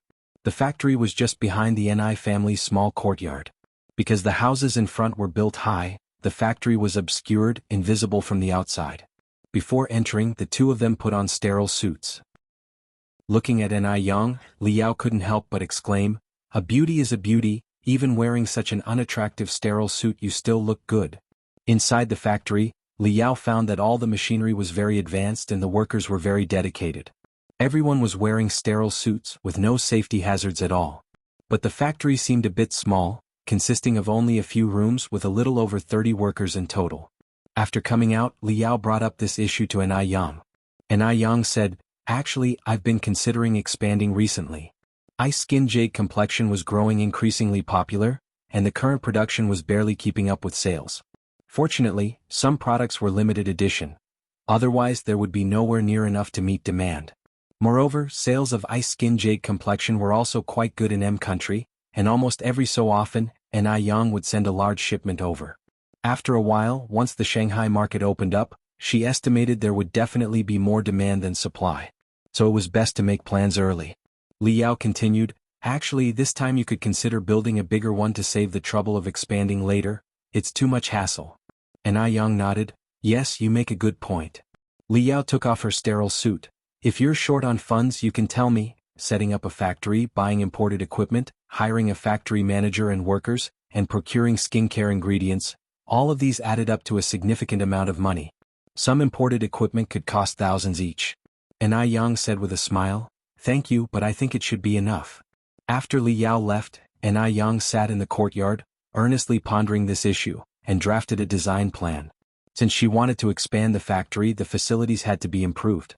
If you find any errors, ads pop up, ads redirect, broken links, non-standard content, etc., please let us know reports so we can fix it as soon as possible. The ice clear and jade smooth skin actually belongs to Ni Yang. _6. For instance, a worker's canteen, dormitories, restrooms, building such a factory would require a large plot of land, and one would first need to apply for land from the village. After finalizing the design plans, Ni Yang went to find the village chief.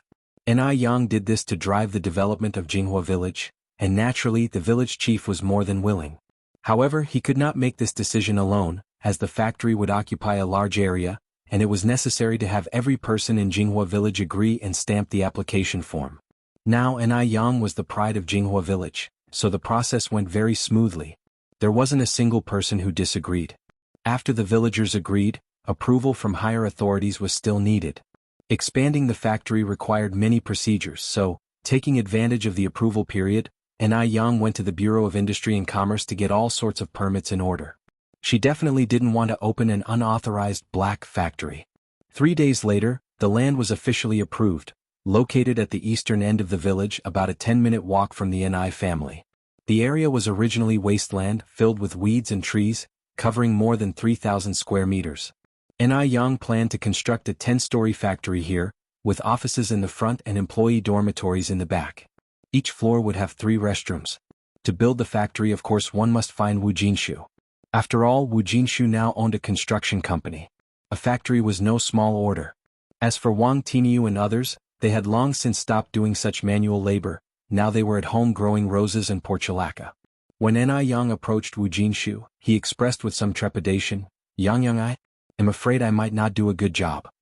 It was the first time Wu Jinshu had received such a large order since opening his business. Ni Yang said with a smile, "Godfather, in the future, you might receive orders 10 or 100 times bigger than this one. What is there to be afraid of? Relax, I won't delay paying the wages." Wu Jinshu said, Yang, that's not what I mean. I'm just afraid I might not do a good job." Ni Yang trusted him so much. What if he messed things up? Ni Yang continued, "Godfather, the principle is the same whether it's a small order or a large one. As long as you work attentively, there will be no problem. I believe in you." After hearing this from Ni Yang, Wu Jinshu felt much more relaxed and nodded, "Okay. Yang, when do you plan to start the work?" Ni Yang said, "Godfather, if you can arrange things on your end, how about tomorrow?" Wu Jinshu nodded, "No problem." After finalizing the factory's arrangements, Ni Yang began recruiting. Although the factory was not yet built, some preparations had to be made in advance, especially since the new factory was more than 10 times larger than before. More employees were needed than before. Ni Yang planned to hire 300 general workers, as well as quality inspectors, accountants, a factory manager, clerical staff and security personnel. All these positions together required over 400 people. It was impossible to recruit all these people in Jinghua village. Almost everyone in the village already had a job. So, Ni Yang decided to recruit in the neighboring village. Ni Yang's main goal was to drive the development of the village, so she didn't want to recruit from outside. Actually, Ni Yang also had the intention of winning people's hearts. After all, the neighboring village and Jinghua village were very close. If the people from their village really wanted to sabotage, it would be quite easy. Instead of going to war, it was better to turn enemies into friends and earn money together. When Ni Yang released this news, the neighboring village was stirred up immediately. You see, the wages Ni Yang offered were 60 yuan a month. To get a job in a state-owned factory outside, not only did you need educational qualifications, but also connections, and the key point was the salary was only half of what Ni Yang offered. People came in droves to apply.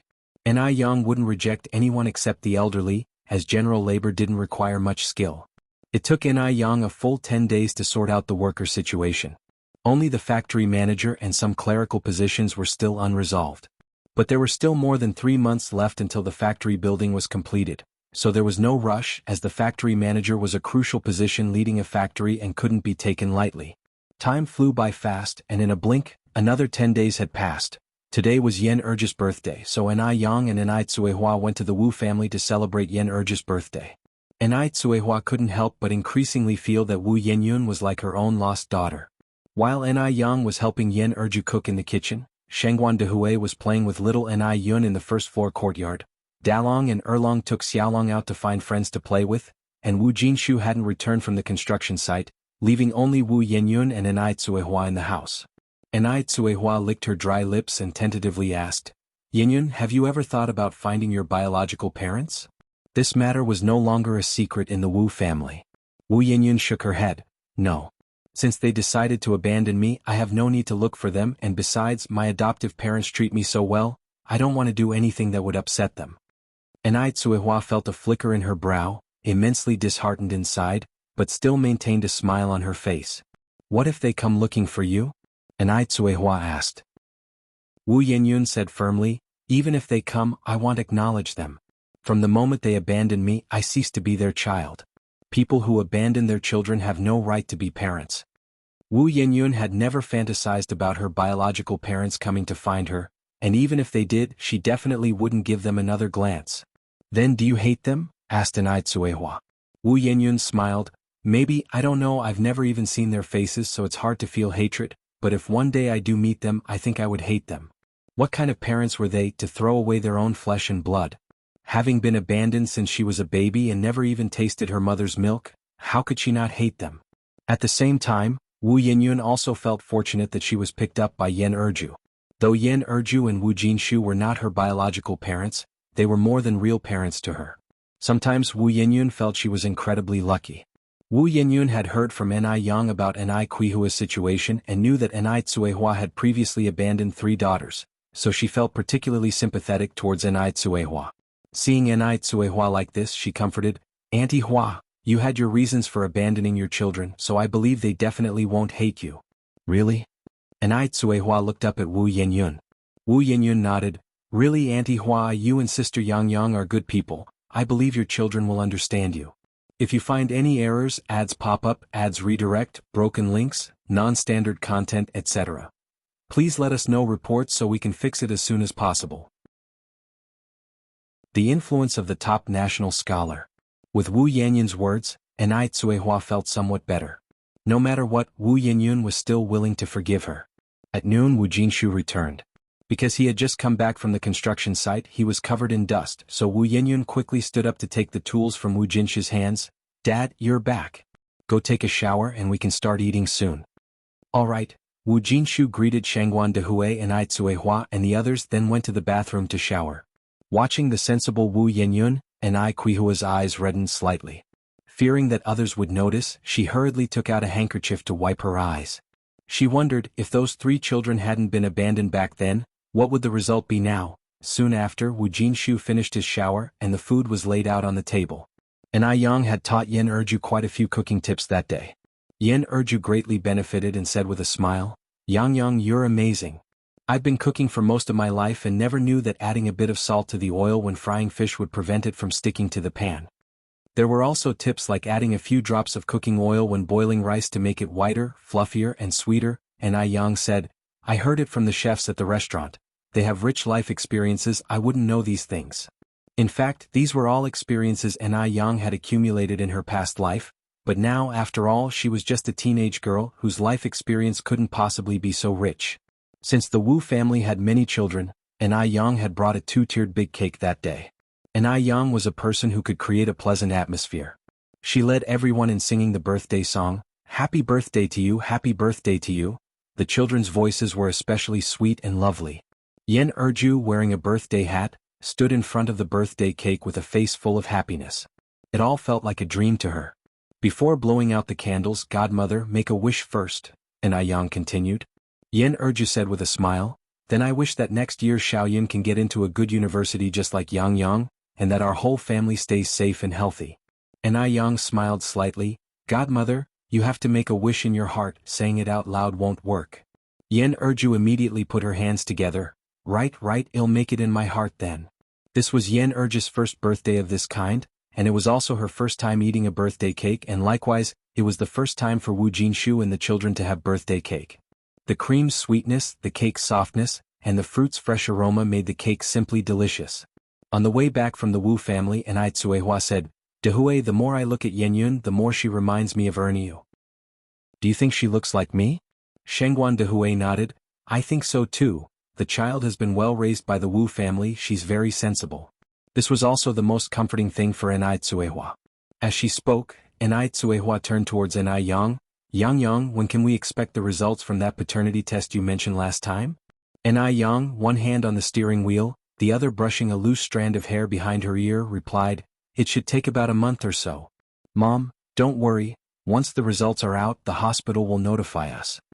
Ai Tsuehua nodded and continued, "Yang Yang, if Yenyun really is your second sister, do you think she will forgive me?"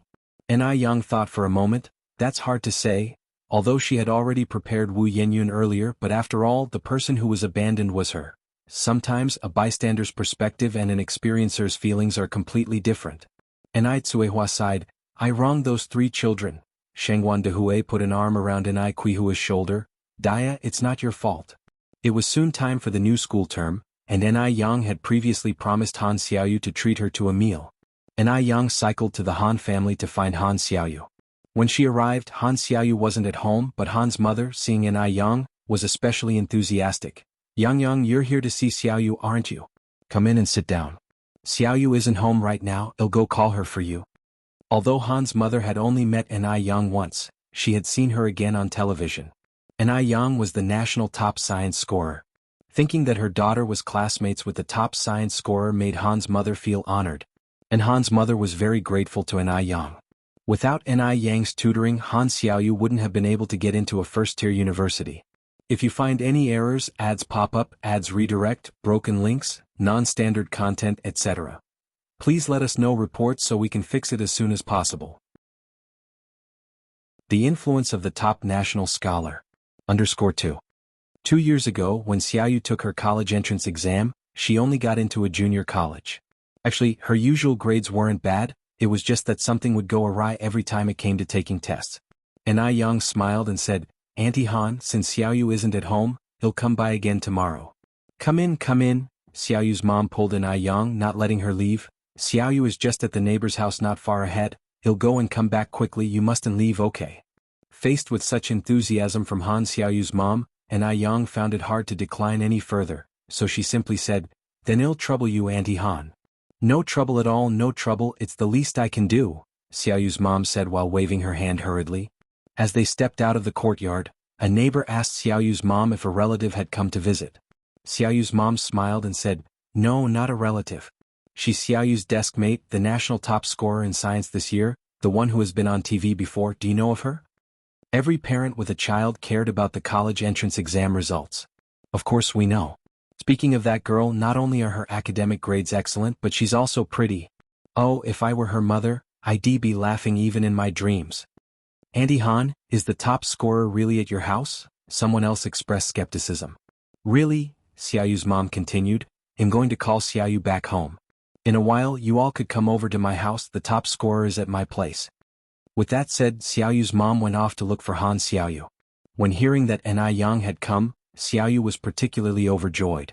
"Mom, Yang Yang really came?" Xiaoyu's mom said with a smile. "You child, would I joke with you?" Xiaoyu continued, "Then Yang Yang must have come to treat me to a meal." "Treat you to a meal?" Xiaoyu's mom asked, puzzled. "Yes." Xiaoyu nodded, adding, "Yang Yang scored the top score, right? She promised me before." Xiaoyu's mom took out 30 yuan from her pocket and handed it to Xiaoyu. "Xiaoyu, when it's time to eat you should pay the bill. Yang Yang has helped you so much, you can't let her pay." When Xiaoyu saw the 30 yuan she was delighted. "Mom, when did you become so generous?" It was known that Xiaoyu's mom's monthly salary was only 50 yuan a month. They usually only bought meat once during the entire winter holiday.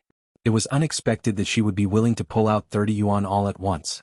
Hearing this, Xiaoyu's mom said without words, "When has your mom ever been stingy?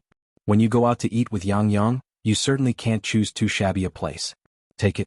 You have to spend the money where it matters. Yang Yang is a friend worth making." Xiaoyu nodded, "Okay, I understand."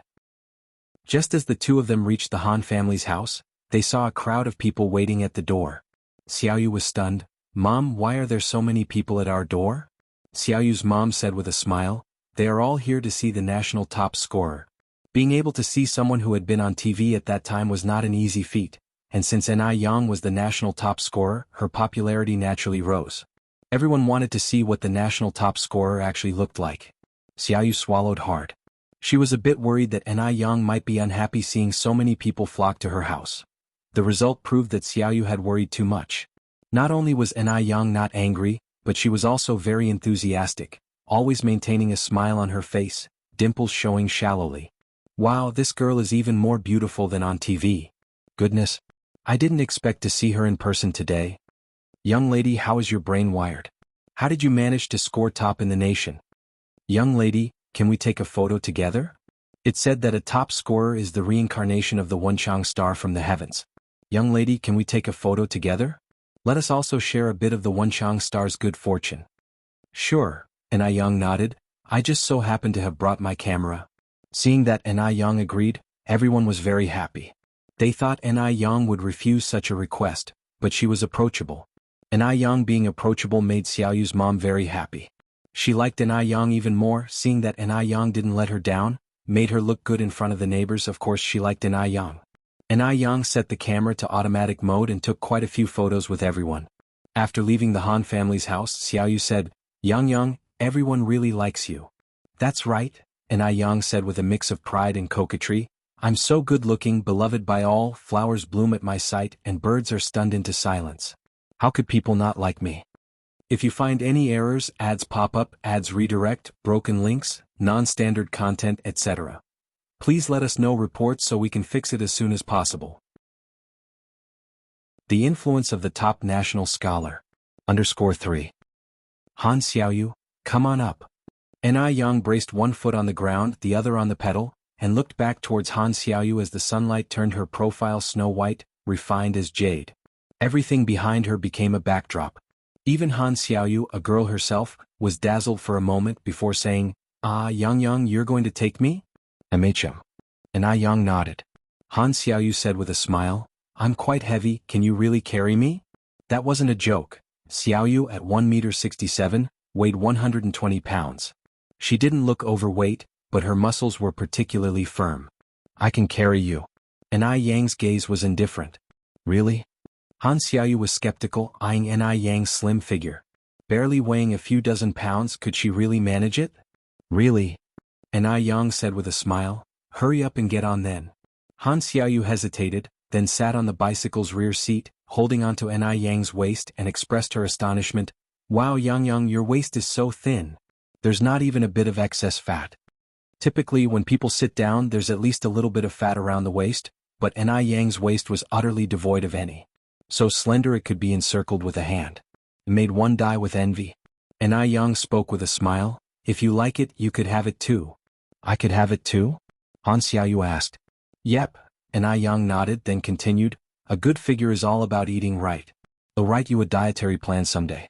If you eat according to it, just give it 3 months and you'll have an unbeatable figure. Really? That's great. Han Xiaoyu nodded eagerly. Ni Yang pushed off with her foot. Hold on tight, we should get going. The sudden movement made Han Xiaoyu quickly tighten her grip on Ni Yang's waist. They were moving fast, and Xiaoyu hadn't expected Ni Yang to actually be able to carry her. Impressive, truly impressive.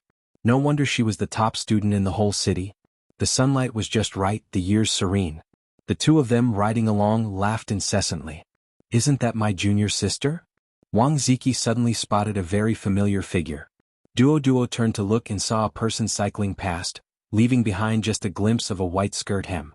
Before Duo could speak, Ziki went on, my junior sister is incredible, carrying someone on her bike and still cycling so fast. Let's go, Duo said, withdrawing his gaze with a cool tone in his voice. Ziki realized he had said too much and promptly shut his mouth, following Duo's lead. Ni Yang parked the bike in front of the Gus Tianxiang, and Han Xiaoyu asked in surprise, Yang, why did you stop here? I'm taking you out to eat, Ni Yang answered with a smile. Out to eat? Here. Han Xiaoyu swallowed hard. Yang, this is Gus Tianxiang. At first she had just jokingly suggested it but hadn't actually expected to dine at Gus Tianxiang. I know this is Gus Tianxiang. I wouldn't have come if it weren't. Come on, let's get off. We're going to eat here today, Ni Yang replied decisively. She always kept her word. Since she had promised Han Xiaoyu to eat at Gus Tianxiang, of course they had to come. Han Xiaoyu got off the bike. Yang, but I heard Gus Tianxiang is really expensive and you need a membership card. With this long queue at the door, if we don't have a card, how long will we have to wait? Though Xiaoyu had never been to Gus Tianxiang, her cousin from her aunt's side had. Her aunt's family was much better off than hers, but her aunt didn't have a membership card. They had only been to Gus Tianxiang once, and though it was just that single time, they had bragged about it repeatedly, mentioning it every time they met. Ni Yang propped up the bike. No worries, I have a membership card. Really? Han Xiaoyu's mouth hung open in surprise. Really? Ni Yang took Han Xiaoyu's arm. Let's head inside. The moment they stepped through the grand entrance of Gus Tianxiang, Xiaoyu was stunned. The dining hall was packed, yet it wasn't chaotic. Instead, it was orderly, with waiters decked in hanfu darting between the tables, the surroundings and decorations beautifully arrayed, dreamlike and enchanting. So beautiful. Han Xiaoyu couldn't help but exclaim. It wasn't until they reached a private room on the 3rd floor that Han Xiaoyu understood what a true paradise on earth was. Ni Yang ordered many dishes, all of which Han Xiaoyu had never tried before. As each dish was served, the waiter would introduce it. This one is called Flowers of Wealth and Honor, with the wish that both of you will have a bright future, full of wealth and honor. With those words, the waiter tapped gently with a small spoon. If you find any errors, ads pop up, ads redirect, broken links, non-standard content, etc., please let us know reports so we can fix it as soon as possible. The influence of the national top scholar. _4. Snap. The round, eggshell-like item cracked open, and as the smoke dispersed, a strikingly lifelike peony flower emerged. Is this a real flower? Han Xiaoyu asked. No, the waiter shook their head. It is carved from cream and pudding with a layer of mango at the very inside. You should try it. Han Xiaoyu scooped a small piece and tasted it, squinting her eyes with satisfaction. Oh my god! This is delicious. Yang, you have to try this. And Yang also took a bite. Indeed, it's good. Han Xiaoyu held a spoon in one hand and the dessert in the other. Yang, take a photo of me, I want to show it off when I get back. It wasn't easy for her to come to Peony Flower, so of course she wanted to boast about it.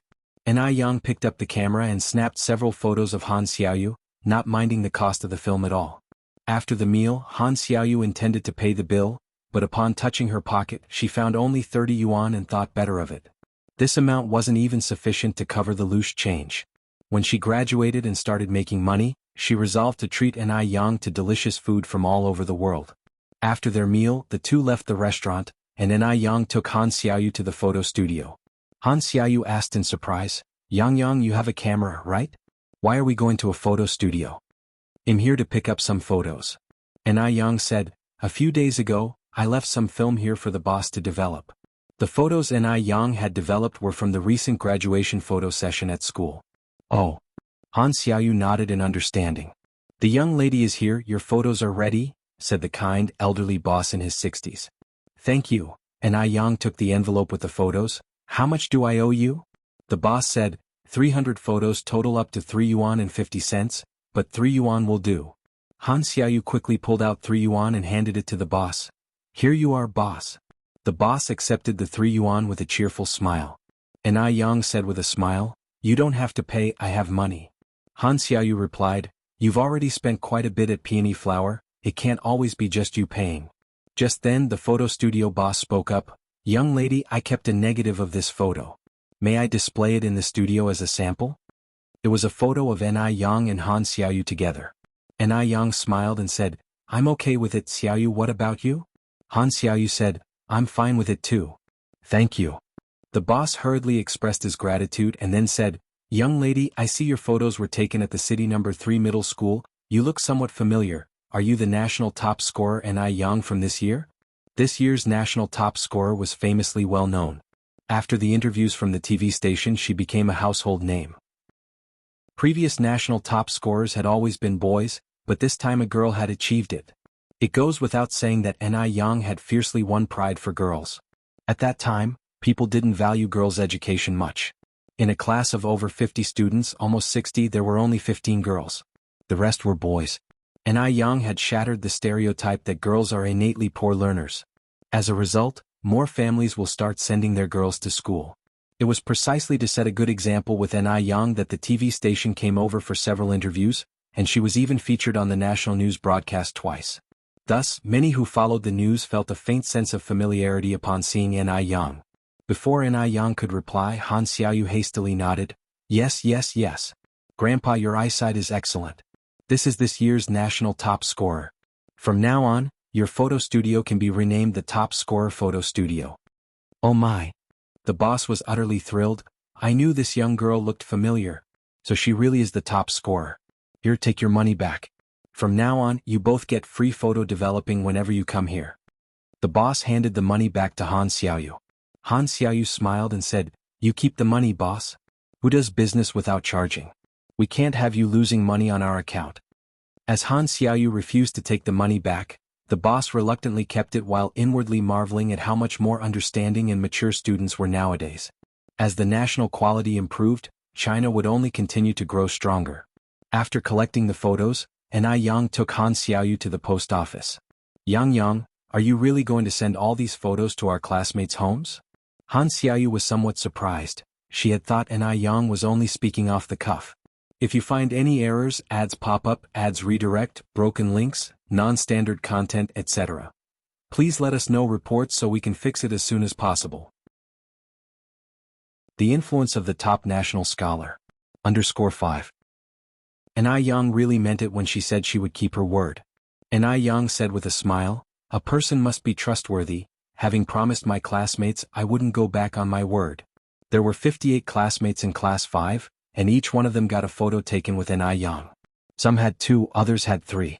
Apart from Han Xiaoyu and An I Yang herself, a total of 56 were to be sent out. At that time, there were no machine-generated shipping labels, so addresses had to be written by hand. An I Yang took out a notebook with her classmates' addresses and with Han Xiaoyu's help, they filled out all the addresses in less than 20 minutes. An I Yang sent them express, which meant they would reach her classmates in about 3 or 4 days. The shipping cost was a total of 26 yuan, and once again Han Xiaoyu rushed to pay. When the classmates received these photos they were all very surprised. None of them had expected An I Yang to actually keep her promise. When they took the photos, none of them thought she would truly send them. It must be said that An I Yang added quite a few vibrant strokes to their high school life. And An I Yang easily won a great deal of goodwill. After all, these classmates would one day be pillars of the country. Demi Villa. After Li Yao left, Du Jiaojiao was bored at home. All Elder Du did was sit in the Buddha hall and chant incessantly, so much that her ears were about to develop calluses from the noise. Stop chanting already. Yang Yang will be starting school soon, and I'd like to visit Yang Yang's home. Are you coming? Du Jiaojiao leaned against the door, arms crossed. Apart from the birthday visit, it had always been An I Yang visiting them at Demi Villa. They had not yet gone to the An I family home. After waiting for a long while without a reply, just when Du Jiaojiao thought he wouldn't go, Elder Du put down his wooden fish and said, "Let's go." Du Jiaojiao was taken aback. "You're coming too?" Elder Du nodded. "I heard Yang Yang has moved out. She doesn't live with the Zheng family anymore. Do you know the way?" Du Jiaojiao asked. Elder Du twisted the Buddha beads. "Ziki knows the way." Wang Ziki and his parents had visited the An I family several times. "Oh." Du Jiaojiao nodded, then asked, "There are a lot of elderly people at Yang Yang's home and a little sister too. What do you think we should buy as gifts?" Elder Du, with a distant expression, responded, "You decide." "Okay." Du Jiaojiao ordered several nutritional supplements and toys for children to be delivered before she and Elder Du set off for the An I family home. Before arriving at Jinghua village, Du Jiaojiao's perception of the countryside was that it was dirty and disordered. She could not have imagined that the environment in Jinghua village would be so beautiful. The scenery was picturesque. Absolutely gorgeous. Junior sister. Junior sister. Wang Ziki stood at the door knocking. "Ziki is here." The one who opened the door was old Madame Zheng. "Elder Du and Miss Du are here too, come in." Elder Du's reputation was influential within 10 miles. Even nonagenarians would address him respectfully. Elder Du said modestly, "In your presence, I am the junior. You can just call me Xiaodu." Du Jiaojiao also smiled and said, "Grandma, my name is Du Jiaojiao, just call me Jiaojiao." Old Madame Zheng didn't bother with further pleasantries and led them inside. Once inside the An I family courtyard, Du Jiaojiao couldn't help but admire how beautiful the small courtyard was designed. Especially those 2 rose walls, they were just stunning. Old Madame Zheng laughed. "This yard and house were designed by Yang Yang." "Really?" Du Jiaojiao exclaimed in surprise. Old Madame Zheng nodded. "This child takes after her maternal grandfather. She loves to be creative and adores flowers and plants." Elder Du observed the courtyard discreetly and noticed that not only was the design appealing, but the feng shui setup was also very clever, interconnected throughout. It seemed her claims of knowing fortune-telling did indeed hold some merit. Inside, Shengguan Granny was teaching little An I Yun an ancient poem. Upon the guest's arrival, she immediately stood up. "Elder Du, Miss Du are here." "You're too polite, just call me Xiaodu." Elder Du repeated what he said to old Madame Zheng. Du Jiaojiao also smiled and suggested they call her by her name. Little An I Yun was very outgoing and immediately ran over to grab Du Jiaojiao's skirt, saying, "Hello, beautiful sister." Du Jiaojiao generally didn't like children much since they tended to cry, which she found annoying, but upon seeing the adorable little Yun Yun, she was instantly full of maternal affection. Mainly because being called beautiful sister was just too pleasing. "You must be little Yun Yun, right?" Du Jiaojiao picked up little An I Yun. "If you find any errors, ads pop up, ads redirect, broken links, non-standard content, etc. Please let us know reports so we can fix it as soon as possible." The influence of the national top scholar. _6. Little An I Yun nodded. Yes, my name is Ni Yun, the Yun from my sister's Ni Yun. Yun Yun is awesome. Du Jiao Jiao pinched little Ni Yun's face. Will you give your big sister a kiss? Sure. Little Ni Yun kissed Du Jiao Jiao fiercely. A while later, Du Jiao Jiao realized that Ni Yang wasn't home. Grandma, where is Yang Yang? Is Yang Yang not home? Madame Shangguan said, she was just here. She disappeared in the blink of an eye. As soon as she finished speaking, there was noise at the door. Granny. Grandma. I'm back. Ni Yang pushed the door open, carrying 2 big fat fish in her hands, her clear face smeared with a drop of mud, like a stroke of thick ink mistakenly entering clear water, which, far from looking awkward, added a touch of charm. She wore no shoes, her trouser legs rolled up to her calves, revealing a segment of her fair and lovely leg. Seeing the guests in the house, Ni Yang exclaimed in surprise, Big brother Du, sister Jiao Jiao, how come you're here? Du Jiao Jiao said with a smile, Why? Aren't you happy to see us? Ni Yang smiled slightly, How could that be?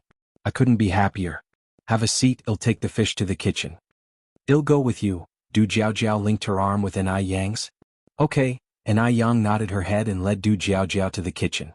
After delivering the fish to the kitchen, Ni Yang washed her feet under the garden tap, found a pair of slippers to put on, and casually washed her face. Du Jiao Jiao said, Yang Yang, your house decoration is really nice. I heard from your grandma that you designed it yourself. Ni Yang nodded, I did design it myself. Initially it was just for fun, I didn't expect the outcome to be this appealing. Perhaps finding the room stuffy, old Du and Wang Ziki came to sit down by the small stone table in the yard.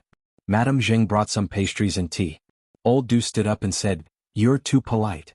Madame Zheng smiled, There's no need for politeness. Just relax, old Du and Xiaodu.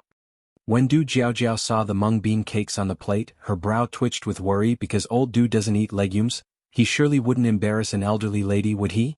Just as Du Jiao Jiao felt anxious, she saw old Du take a piece of mung bean cake and taste it. It tastes very good. This must be homemade, right? Madame Zheng smiled. Exactly, Yang Yang just made them yesterday. They're very fresh. Seeing this, Du Jiao Jiao breathed a sigh of relief. Thankfully, old Du didn't make the old lady feel awkward. Otherwise, it would have been embarrassing. Plop. Just then, a small bird landed on old Du's shoulder. You little rascal, you've come. Are you still holding grudges? Can't you change the nickname? Old Du took out a grain of bird food from his pocket to feed Duo Duo. Duo Duo pecked at the bird food. Du Chengfeng. Du Qingfeng. My name is Du Qingfeng. Old Du Jiao Jiao was stunned. How did Duo Duo know old Du's real name? After all, in the entire 10-mile port, the number of people who know old Du's real name did not exceed 10. This was really bizarre. Old Du actually told his name to a bird. If those outside found out, wouldn't they be furious? Little bastard, want more to eat. Duo Duo pecked at old Du boldly. Little Ni Yun ran over from not far away panting and said to old Du, Brother, your name is really strange. That's what my grandpa calls people when he curses. Old Du kept smiling, on the surface grinning from ear to ear, inside swearing a streak. Haha. Du Jiao Jiao couldn't help but burst into laughter, holding her stomach. For the first time in her life, Du Jiao Jiao saw old Du lose face. It was just too rare. Ni Yang picked up the basket, preparing to get some vegetables. Sister Jiao Jiao, do you want to come with me to the village? Sure, Du Jiao Jiao replied enthusiastically. The two of them went to the fields together. From afar, Du Jiao Jiao smelled a strong fragrance of roses, which was very pleasant. Yang Yang, are there roses planted here? Du Jiao Jiao asked. Ni Yang smiled and said, Sister Jiao Jiao, turn around and look behind you. Du Jiao Jiao turned around and was stunned, covering her mouth with both hands, eyes filled with shock. She saw behind her a vast expanse of fiery red. It was September, and the farmland was filled with blooming roses, stretching to the horizon, a sight so beautiful it was breathtaking. It had a monumental presence. Du Jiao Jiao had seen roses before, but she had never seen such a large expanse of roses. Combined, these roses must cover several hundred yuan? So beautiful. Du Jiao Jiao exclaimed in shock. Yang Yang, are these all roses? Ni Yang nodded. These roses are the raw materials for essential oils and hydrosols. Du Jiao Jiao continued, Yang Yang, can we go over and take a closer look? Of course. The two of them went to the rose field. Du Jiao Jiao was overjoyed, stretching out her arms and saying, It would be great if we had a camera. Ni Yang laughed and said, We have a camera at home, we can come back here to take pictures after lunch. Really? That's great. Du Jiao continued, can I pick some roses to take back? A peasant woman walked by, smiling and saying, you can pick as much as you like. And Yang greeted her with a smile, Sister Kaitan. Sister Kaitian said, Yang, is this your friend? Let her pick as much as she wants. My place doesn't have much, but we have plenty of roses. And Yang nodded, thank you, Sister Kaitian. Du Jiao also expressed her gratitude. She could feel that Yang was very popular in Jinghua village because the villagers' smiles were genuine. Du Jiao picked a large bunch of roses to take back, and Yang discreetly counted them, planning to settle the account later with Sister Kaitian. Coincidentally, not long after, Yen Erju and Wu Jinshu and their family of 6 also arrived. Wu Jinshu came specifically to thank Yang. If it weren't for Yang, he wouldn't have landed such a big project, and Yang's family had been really good to his family. Seeing Mr. Du again, Wu Yinyun was startled. She didn't expect to meet Mr. Du at Yang's house. She was even more surprised that Yang and Mr. Du knew each other. Yang took the initiative to introduce them. Godfather, godmother, Yinyun, this is my good friend Mr. Du, and this lady here is Miss Du, this is my master's son, Wang Ziki. Mr. Du nodded at them. Du Jiao said with a smile, Uncle, Aunt, just call me Jiao. Wang Ziki followed up, Uncle, Aunt, you can just call me Ziki. After speaking, Wang Ziki added, Junior sister, I didn't expect this little comrade to be your younger sister. Because Wu Yinyun was somewhat stubborn, Wang Ziki had some impression of her. Wu Yinyun said, it's a small world, I didn't expect that you knew Sister Yang. And Yang exclaimed in surprise, you know each other? Wu Yinyun looked at Mr. Du and succinctly said, Mr. Du has been kind to me. That 100 yuan really solved a lot of problems for the Wu family, and Wu Yinyun had already done as Mr. Du suggested, distributing that 100 yuan to those in need. If you find any errors, ads pop up, ads redirect, broken links, non-standard content, etc., please let us know reports so we can fix it as soon as possible. Do you want another slap? What exactly the favor was, Yang didn't ask further. But she was somewhat surprised. Because in all the time she had known Grandpa Du, she never knew he had a compassionate side. Although Grandpa Du practiced Buddhism, he had a fierce and violent demon living in his heart. Yang said with a smile, so, it's like that, huh? Since everyone knows each other, there's no need to be reserved. Aha, Wu Yinyun nodded. Seeing that it was almost time for dinner, Yang went to cook, while Du Jiao, who had never cooked before, found the earthen stove intriguing. Rolling up her sleeves, she offered to help Yang. In fact, the family also had a gas stove, but Yang felt that the food cooked on the gas stove wasn't as aromatic as that cooked on the earthen stove, so the family always used the earthen stove. Yang didn't refuse her offer, smiling and saying, Sister Jiao, then you can help me watch the fire. I've already started it, just add some wood if it looks like it's dying down. Sure thing, Du Jiao declared, patting her chest, leave it to me. Grandma Shangguan and Grandma Zheng were washing vegetables outside, everyone working well together, and soon the kitchen filled with enticing aromas. Yang, are we going to have roasted chicken for lunch? Your grandfather caught a wild chicken outside, it's still alive. Tsuehua walked in carrying a wild chicken. Yang had just finished stir-frying a dish. Yes, definitely. Wild roasted chicken is the most fragrant. Du Jiao asked curiously, roasted chicken? Pretty lady, do you have an oven in your house? Yang replied with a smile, no oven, but we have a natural oven. A natural oven? What's that? Du Jiao asked. Yang kept it a secret. You'll see in a bit. Tsuehua passed the wild chicken to Yang, then he'll go light the fire in the bread oven. Okay, Yang took the chicken with one hand and the kitchen knife with the other, following Tsuehua towards the yard. Du Jiao followed Yang's footsteps. She had never seen a chicken being killed before. The bird was a male wild chicken with shiny feathers, almost as splendid as a little phoenix, extremely beautiful. Yang's hand moved and the knife fell, fresh blood dripping from the chicken's neck into a bowl of salt water.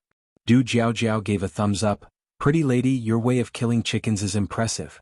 She had thought Yang wouldn't dare to kill a chicken. After all, it was a bloody scene indeed. Yang said with a smile, it's just a chicken, no big deal. Grandpa Du and Wang Ziki were playing chess at a stone table, multitasking, and when they heard her, Grandpa Du's lips curved slightly. Killing a chicken for Yang was indeed a small matter, After all, the person dared to swallow snake gall. Wang Ziki, a bit crude, didn't really know how to play Go, and in less than 2 games he was utterly defeated. Seeing Wu Yanyan approaching, he was like a man seeing rescue, waving at Wu Yanyan. Yanyan, Yanyan, come here a moment. Are you calling me? Wu Yanyan pointed at herself. Aha, Wang Ziki nodded. Wu Yanyan trotted over. Big brother Wang, you needed me? Wang Ziki stood up from the stone bench. Yanyan, why don't you play chess with Grandpa Du? I've lost quite a few games already. After saying this, Wang Ziki added, do you know how to play Go? A little, Wu Yanyan nodded. Then take over. Wu Yanyan nodded again and leaned in to sit across from Grandpa Du. Wang Ziki truly didn't know how to play the game. He had made a mess of the chessboard to the point where not even a professional player could turn it around, and Wu Yanyan's brow furrowed slightly.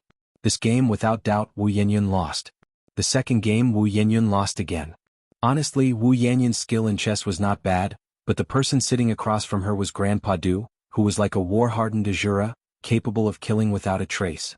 Before Wu Yanyan could respond, she was already sinking deep into the mire. Wu Yanyan racked her brains, but she couldn't turn the tables even once. Not everyone was N.I. Yang. Not everyone had N.I. Yang's skills in chess. After several games, a bored look appeared in Grandpa Du's eyes.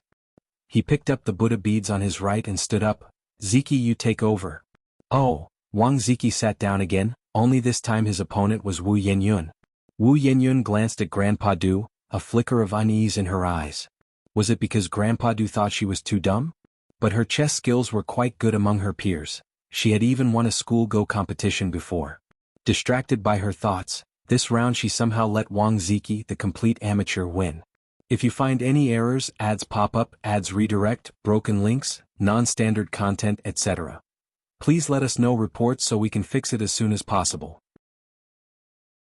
Do you want another slap? _2. N.I. Yang and Du Jiao, holding the processed pheasants, came to the front of the bread oven and began to roast the chicken. Du Jiao said, Big beauty, so this is the natural oven you were talking about. N.I. Yang nodded. Du Jiao stroked her chin. I seem to have seen this abroad. While taking out the charcoal from the bread oven, N.I. Yang stuffed the pheasant inside. This was indeed passed down from abroad. Although it's not as convenient as a modern oven, it's much more useful because it uses applewood for the fire, so the food it roasts is much tastier than what you'd get from an oven. Du Jiao nodded, nonchalantly touched the charcoal with her hand, and pointed to the other side. Big beauty, what is that over there? It's him? What? N.I. Yang turned to look. Du Jiao swiftly smeared her hand on N.I. Yang's face, leaving a black mark on that clear and handsome face, the contrast of white and black giving off a somewhat cunning appearance. Wow. Big beauty, your skin is so white and tender. Du Jiao instantly turned into a drama queen. Unsuspecting, N.I. Yang smiled, touching her face and spreading the black mark wider. Really? Du Jiao held back laughter. Really? Your skin is as smooth as cream and so pretty. N.I. Yang felt something odd about Du Jiao but couldn't quite put her finger on it. She reached out and pinched Du Jiao's face. Sister Jiao, tell me, did you just play a trick on me? No. I really didn't. Du Jiao earnestly denied. Do I look like the kind who would play tricks on people? From a distance, Du Yi was watching them with a gentle smile on his face. Holding Buddha beads in his hand, he strolled over. Do you have a study room in your house? Study room? N.I. Yang was momentarily stunned before replying. Yes, we do. Let Duo take you there. No sooner had she finished speaking than Duo flew over from a nearby tree. Du Yi followed Duo forward. Wu Yanyan lost interest in playing chess and ran to N.I. Yang's side. Yang sis, I'm starting my senior year of high school. Can I borrow a set of review materials for the senior year? Of course. N.I. Yang nodded. He'll look for them this afternoon. Wu Yanyan smiled and said, No need, I can go to the study room and find them myself. Alright, then go find them, N.I. Yang continued. Anyway, I won't be using those materials anymore, take whatever you want. Oh, by the way, the senior year materials are all placed in the cabinet under the desk. Just look in the cabinet. Got it? Wu Yanyan nodded. N.I. Yang's study room was set up in a well-lit room on the second floor, with a creeper plant and some succulents on the balcony, everything clean and bright. The room was simply furnished with 4 rows of bookshelves, a desk and a chair, with only a faint scent of ink and paper in the air. A book lay upside down on the desk with a pale red cover reflecting the English letters, Humboldt's Gift. This was Humboldt's Gift, a famous book from M country. To the left of the desk there remained an unfinished cup of coffee. Those with a keen sense of smell could still detect a faint aroma of coffee, as if through these things they could envision the study's owner leisurely sipping coffee and reading books into the quiet of the night, their nearly transparent fingertips brushing over the pages, with nothing but the soft sounds of pages turning in the air. Dee picked up Humboldt's gift, and found it was all in English without a single Chinese character, which made him raise his eyebrows in surprise. It seemed the person was much more than what he understood. Calm and collected, Dee strolled through the bookshelves. The books on the shelves were clearly categorized. One row for foreign classics, one for domestic classics, one for historical and biographical works, and another for collections of dramas. The transition from classic literature to drama revealed that the study's owner had a wide range of interests. Just then, footsteps sounded outside the study room. Was this person not trusting him? Dee glanced back slightly, and unexpectedly, the person who came wasn't An Yang but Wu Yenyun. Mr. Du Yi gave a slight nod, subtly withdrew his gaze and continued to select books. Wu Yenyun didn't speak further. She went to the desk and squatted down to look for her senior year review materials. After a little while, Du Yi pulled out a copy of Diamond Sutra from the shelf and then walked out. As the footsteps grew distant, Wu Yenyun let out a soft sigh, sat on the floor and stared out the window lost in thought. If you find any errors, ads pop up, ads redirect, broken links, non-standard content, etc., please let us know reports so we can fix it as soon as possible. Do you want another slap? _3. Actually, she wasn't here for review materials at all. She didn't even know what was wrong with herself. After seeing Du Jiaojiao again, she couldn't help but want to be near him, even if they didn't speak. Just watching him filled her heart with satisfaction. If he spoke to her or even just nodded, she would get so excited, inexplicably happy, happier than if she'd won first place in her grade. How strange. Wu Yenyun covered her face with her hands, took a deep breath, stood up, and casually picked up a book of ancient poetry from the shelf. She flipped a page and with a quick glance she thought she saw this line: "The hill has wood, the wood has branches, my heart delights in you but you do not know." Wu Yenyun slapped her own face hard. God, what was she thinking about? She couldn't go on like this. Du Jiaojiao was not someone she could even dare to think about. But the more she tried not to think about him, his face kept appearing before her eyes. With that thought, Wu Yenyun tiptoed and peered out the window into the courtyard. She saw Du Jiaojiao sitting under the osmanthus tree reading a book. He was wearing a robe, his legs crossed casually, a posture that seemed effortless yet had a fatally attractive pull. A gentleman's grace is like fine carving and polishing. Thump thump thump. Wu Yenyun clearly felt her heart beating stronger and stronger, her cheeks burning. She quickly shifted her gaze and crouched down to continue searching for review materials. Not caring whether the materials were useful or not, Wu Yenyun grabbed a stack and headed downstairs. After lunch, Du Jiaojiao hadn't forgotten about the rose field and pulled An Yang with her to take pictures in the rose field. "Yenyun, do you want to join us? You could take photos of us." Du Jiaojiao looked at Wu Yenyun. Wu Yenyun glanced at Du Jiaojiao from the corner of her eye. "I'm feeling a bit sleepy so I won't go. You and Sister Yang go ahead." "Okay then." Du Jiaojiao turned to Wang Ziki. "Ziki, do you want to come with us?" Wang Ziki scratched his head. "Sorry, second miss, I need to deliver some fertilizer to Grandpa Zheng in the eastern part of the village soon." Grandpa Zheng was now so absorbed in clearing new land that he spent at least 6 or 7 hours a day in the fields. Since coming to Jinghua village, his complexion had darkened several shades. Du Jiaojiao said worriedly, "What should I do then? If no one goes, who will take photos for me?" And Yang smiled and said, "Don't worry, Sister Jiaojiao, I can take them for you." Du Jiaojiao responded, "But I wanted to take pictures with you too." And Yang continued, "For joint photos it's simple, we can set the camera to automatic shooting mode. Selfies won't look as good as photos taken by someone." Du Jiaojiao sounded slightly disappointed. "I'll go with you." Du Jiaojiao put down the Diamond Sutra he had in his hands and walked over.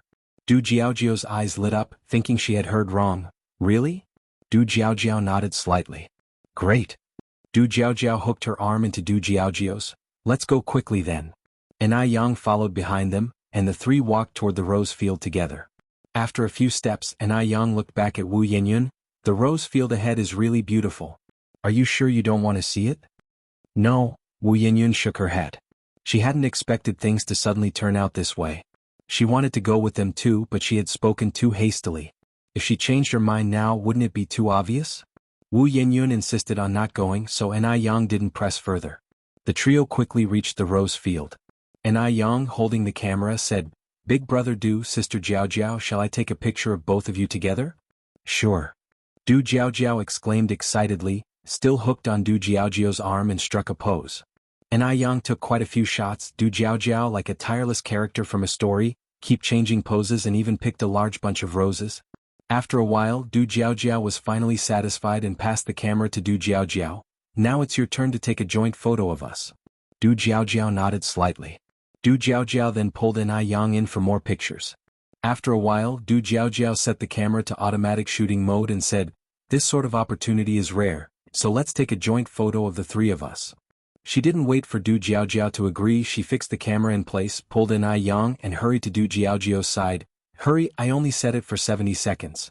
With a click, the camera captured the moment forever. By the time they returned from taking photos, it was already after 1 in the afternoon.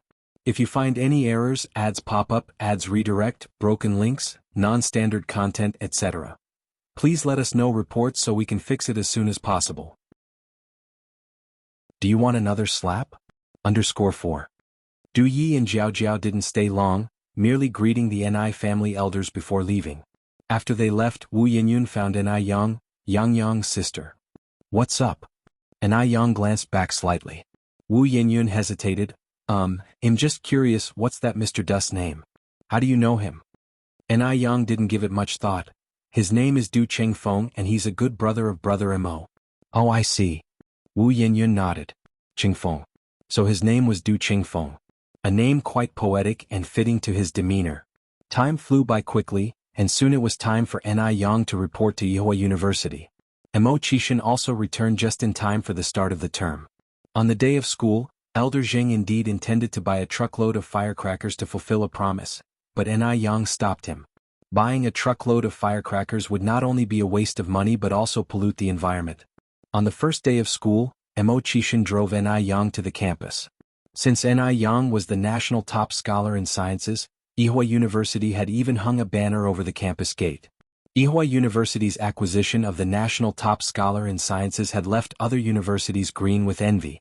Just yesterday, officials from other universities visited Jinghua village, hoping to poach Ni Yang. To show their appreciation for Ni Yang, the university leaders personally stood at the gate to welcome her. "Hello, principal, hello, teachers." Ni Yang walked up with Mo Qishan. "Hello, Ni Yang." The principal extended his hand to Ni Yang and looked at Mo Qishan. "And this is?" Ni Yang said, "This is my boyfriend, Mo Qishan." "Boyfriend?" Ni Yang had a boyfriend? The top scholar in sciences had a boyfriend. Shock was evident in the eyes of the principal and other university leaders. In their eyes, good students should be busy studying, not falling in love. Well. As long as her academic performance is good, nothing else would be surprising. After all, this was university and having a relationship was hardly a big deal. Mo Qishan was also stunned. Being acknowledged as her boyfriend felt amazing. He had even been prepared to be referred to as Ni Yang's brother. He didn't expect to be publicly acknowledged. By the time they reached the girls' dormitory building, Mo Qishan was still dazed. "Brother Mo, what's wrong? Are you feeling unwell?" Ni Yang tugged at Mo Qishan's sleeve. "It's nothing." Mo Qishan clasped Ni Yang's hand tightly. "I'm just too happy." "Happy? Happy about what?" Ni Yang slightly raised an eyebrow. This man was so strange. Just at the beginning of the term, with students bustling around the entrance of the girls' dormitory, Mo Qishan, already tall and wearing a crisp suit, stood out with his sharp features and an imperial aura, intimidating yet imposing, clearly a high-ranking elite, making him far more appealing than any college boy, as girls passing by couldn't help but stare. "He's so handsome. If he were my boyfriend, I'd probably wake up laughing from my dreams." "Get real, look at who's standing next to him, that's our university's national top scorer. Truly a match of equals in looks and talent." Ni Yang's room was on the 3rd floor. Mo Qishan carried the suitcase on one shoulder and held Ni Yang's hand as they went upstairs. The dormitory was a standard room for 6, with beds above and space for desks and other stuff below. At that moment there wasn't anyone else in the room. The bed by the window on the left was already taken, and there were belongings underneath, likely from a student who had arrived earlier because of the distance. Yang, which bed do you want?" "This one," and Yang pointed at the first bed by the window on the right. "Okay." Mo Qishan nodded and began to make the bed. Despite never doing housework at home, Mo Qishan was adept at making beds. In no time he had finished making the bed without Ai Yang even getting a chance to help. Truly a boyfriend attentive as one could be. Ai Yang placed a vase she brought from home on the desk, then inserted fresh roses into it. After setting up the dorm, and seeing that the other 5 roommates hadn't shown up yet, Ai Yang and Mo Qishan headed off campus to grab a bite. The 80s also had military training. The training lasted for a month, meaning, after today, Mo Qishan wouldn't see Ai Yang for a month. After dinner, Mo Qishan and Ai Yang went to watch a movie, and it wasn't until after 6 p.m. that Ai Yang returned to the dormitory. If you find any errors, ads pop up, ads redirect, broken links, non-standard content, etc., please let us know reports so we can fix it as soon as possible. Do you want another slap? _5. At that time, 2 people had already arrived in the dorm. One was called Li Huilan, and the other was called Zhang Qiuing. Ai Yang took out the gifts she had prepared in advance and distributed them to the 2. Because it was their first meeting and she didn't want to burden her roommates psychologically, Ai Yang had not prepared anything too expensive. The gifts were a box of delicate pastries. Thank you, Ai Yang. Li Huilan and Zhang Qiuing smiled and thanked her. Actually, Li Huilan and Zhang Qiuing had known that a top national scholar would be coming to the dorm, but what they hadn't expected was that this scholar would be so warm-hearted. Which was not at all what they had imagined. No problem. By the way, Ai Yang, I also have something for you. Li Huilan took out a handful of red dates from her bag. These are specialty products from my hometown and I've already cleaned them. Don't despise them. Li Huilan came from a rural area and was dressed very simply, her Mandarin tinged with a local accent. Ai Yang took the red dates with both hands, smiling. Red dates are great, not only do they enrich the blood and improve qi, they also beautify the skin. I love eating red dates. Upon finishing speaking, Ai Yang tasted a red date. How does it taste? Li Huilan asked. Very sweet. Ai Yang nodded. Thank you, Huilan. You're welcome. Seeing the new roommate liked her gift, Li Huilan felt relieved. Li Huilan was the only college student from her village. On the day she left for Beijing, all the villagers, old and young, had come out to see her off at the edge of the village. On the way there, she was full of confidence. But after arriving in Beijing she realized how insignificant she was, especially at Yihua University where everyone had high scores. Her score of 620 was nothing special here. Adding to that, the meeting gifts from Ai Yang and Zhang Qiuing were quite expensive, which made Li Huilan feel somewhat inferior and embarrassed about her red dates. Unexpectedly, neither Ai Yang nor Zhang Qiuing despised her. Zhang Qiuing also took out a gift and handed it to Ai Yang. Zhang Qiuing came from Yanjiao, her family conditions were excellent, often traveling abroad, so the gift she gave was a silk scarf with Chanel letters on it. It was a famous luxury brand in the future. Ai Yang smiled and thanked her. After a while the remaining 3 roommates also arrived. These 3 roommates were called Wang Lisha, Li Muzi, and Zhou Ling. Ai Yang passed the pastries to the 3 of them. Li Muzi and Zhou Ling happily accepted. Wang Lisha refused. Sorry, I have a toothache and can't eat sweets. You keep it for yourself. Ai Yang was never one to chase after those indifferent, and seeing Wang Lisha was somewhat difficult to get along with, she took back the pastry. Anyway, she wasn't planning to stay long in the dormitory. Regarding this issue, she had already discussed it with the principal before coming to Yihua University. She had attended college in her previous life and now also had a business to look after. Naturally, she wouldn't waste time at school. Attending examinations on time was enough, though she still had to participate in military training to avoid being criticized for seeking special treatment. Wang Lisha, these red dates are a special product from our place. Would you like to try some? Don't worry, I've cleaned them. Li Huilan offered the red dates to Wang Lisha. Wang Lisha glanced at Li Huilan. Could you please straighten your tongue and talk to me properly? After saying this, Wang Lisha also muttered under her breath, Country bumpkin. Li Huilan's face turned red, her hands stiff with embarrassment while still holding the red dates.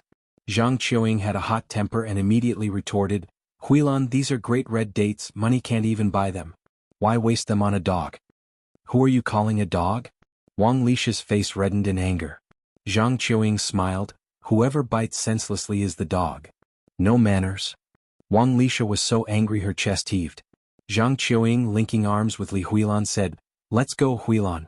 Let's eat our dates and not stoop to a dog's level. Yo. Say that again. Wang Lisha charged up to them. Zhang Qiuying was not one to shy away from conflicts. Why not say it again? Some people seem decent but they're worse than dogs. Wang Lisha was furious. Back home, she had always been the precious daughter, pampered by her parents.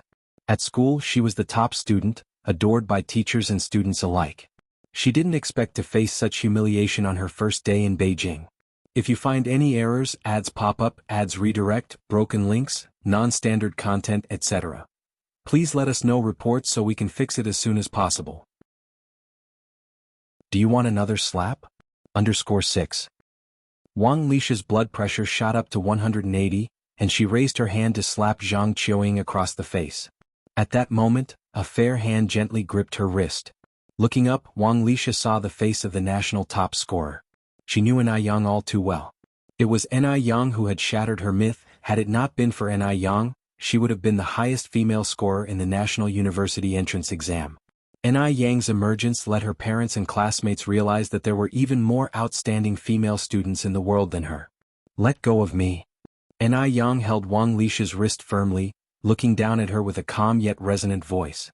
Wang Lisha, this is Yihua University, not your home. You need to watch your words and actions and consider the consequences. Have you thought about the consequences of slapping her? According to the rules of Yihua University, assaulting or insulting a fellow student not only leads to a major demerit but also to severe cases, expulsion. During the 80s, unlike future decades, university rules were strict, focusing on unity and friendly relations among students. Hearing this, Wang Lisha's brow twitched. She indeed had been a bit impulsive. From the perspective of Zhang Qiuying and Li Huilan, Ni Yang looked incredibly cool in that posture. She sounded just like an elder reprimanding a disobedient younger relative. Oh my. The national top scorer was really something. So imposing. And so, the conflict was resolved by Ni Yang.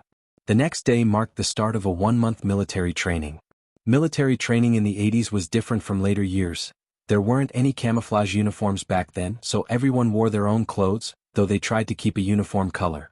The content of the military training was also different from later times, including necessary military postures, appearance, discipline, and bearing, but also training in digging trenches, bomb shelters, outdoor cooking, live ammunition firing, grenade throwing practice, and battlefield first aid, which weren't part of later military training. After a month, many students had become tanner and thinner, showing signs of exhaustion. But Ni Yang showed no changes, remaining fair as snow, elegant in demeanor, as if the grueling month hadn't left any mark on her.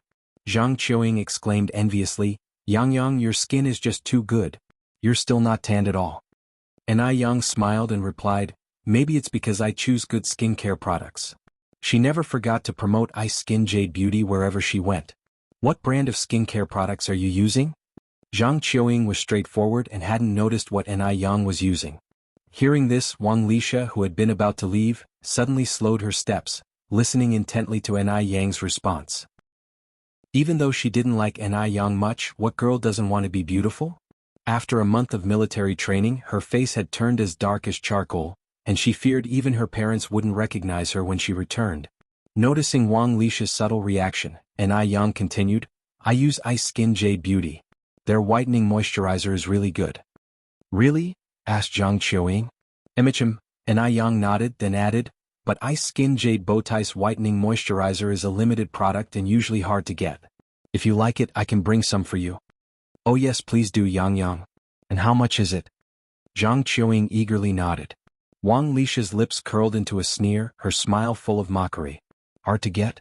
There was nothing in the world she couldn't buy. What was Ni Yang acting so grandiose about?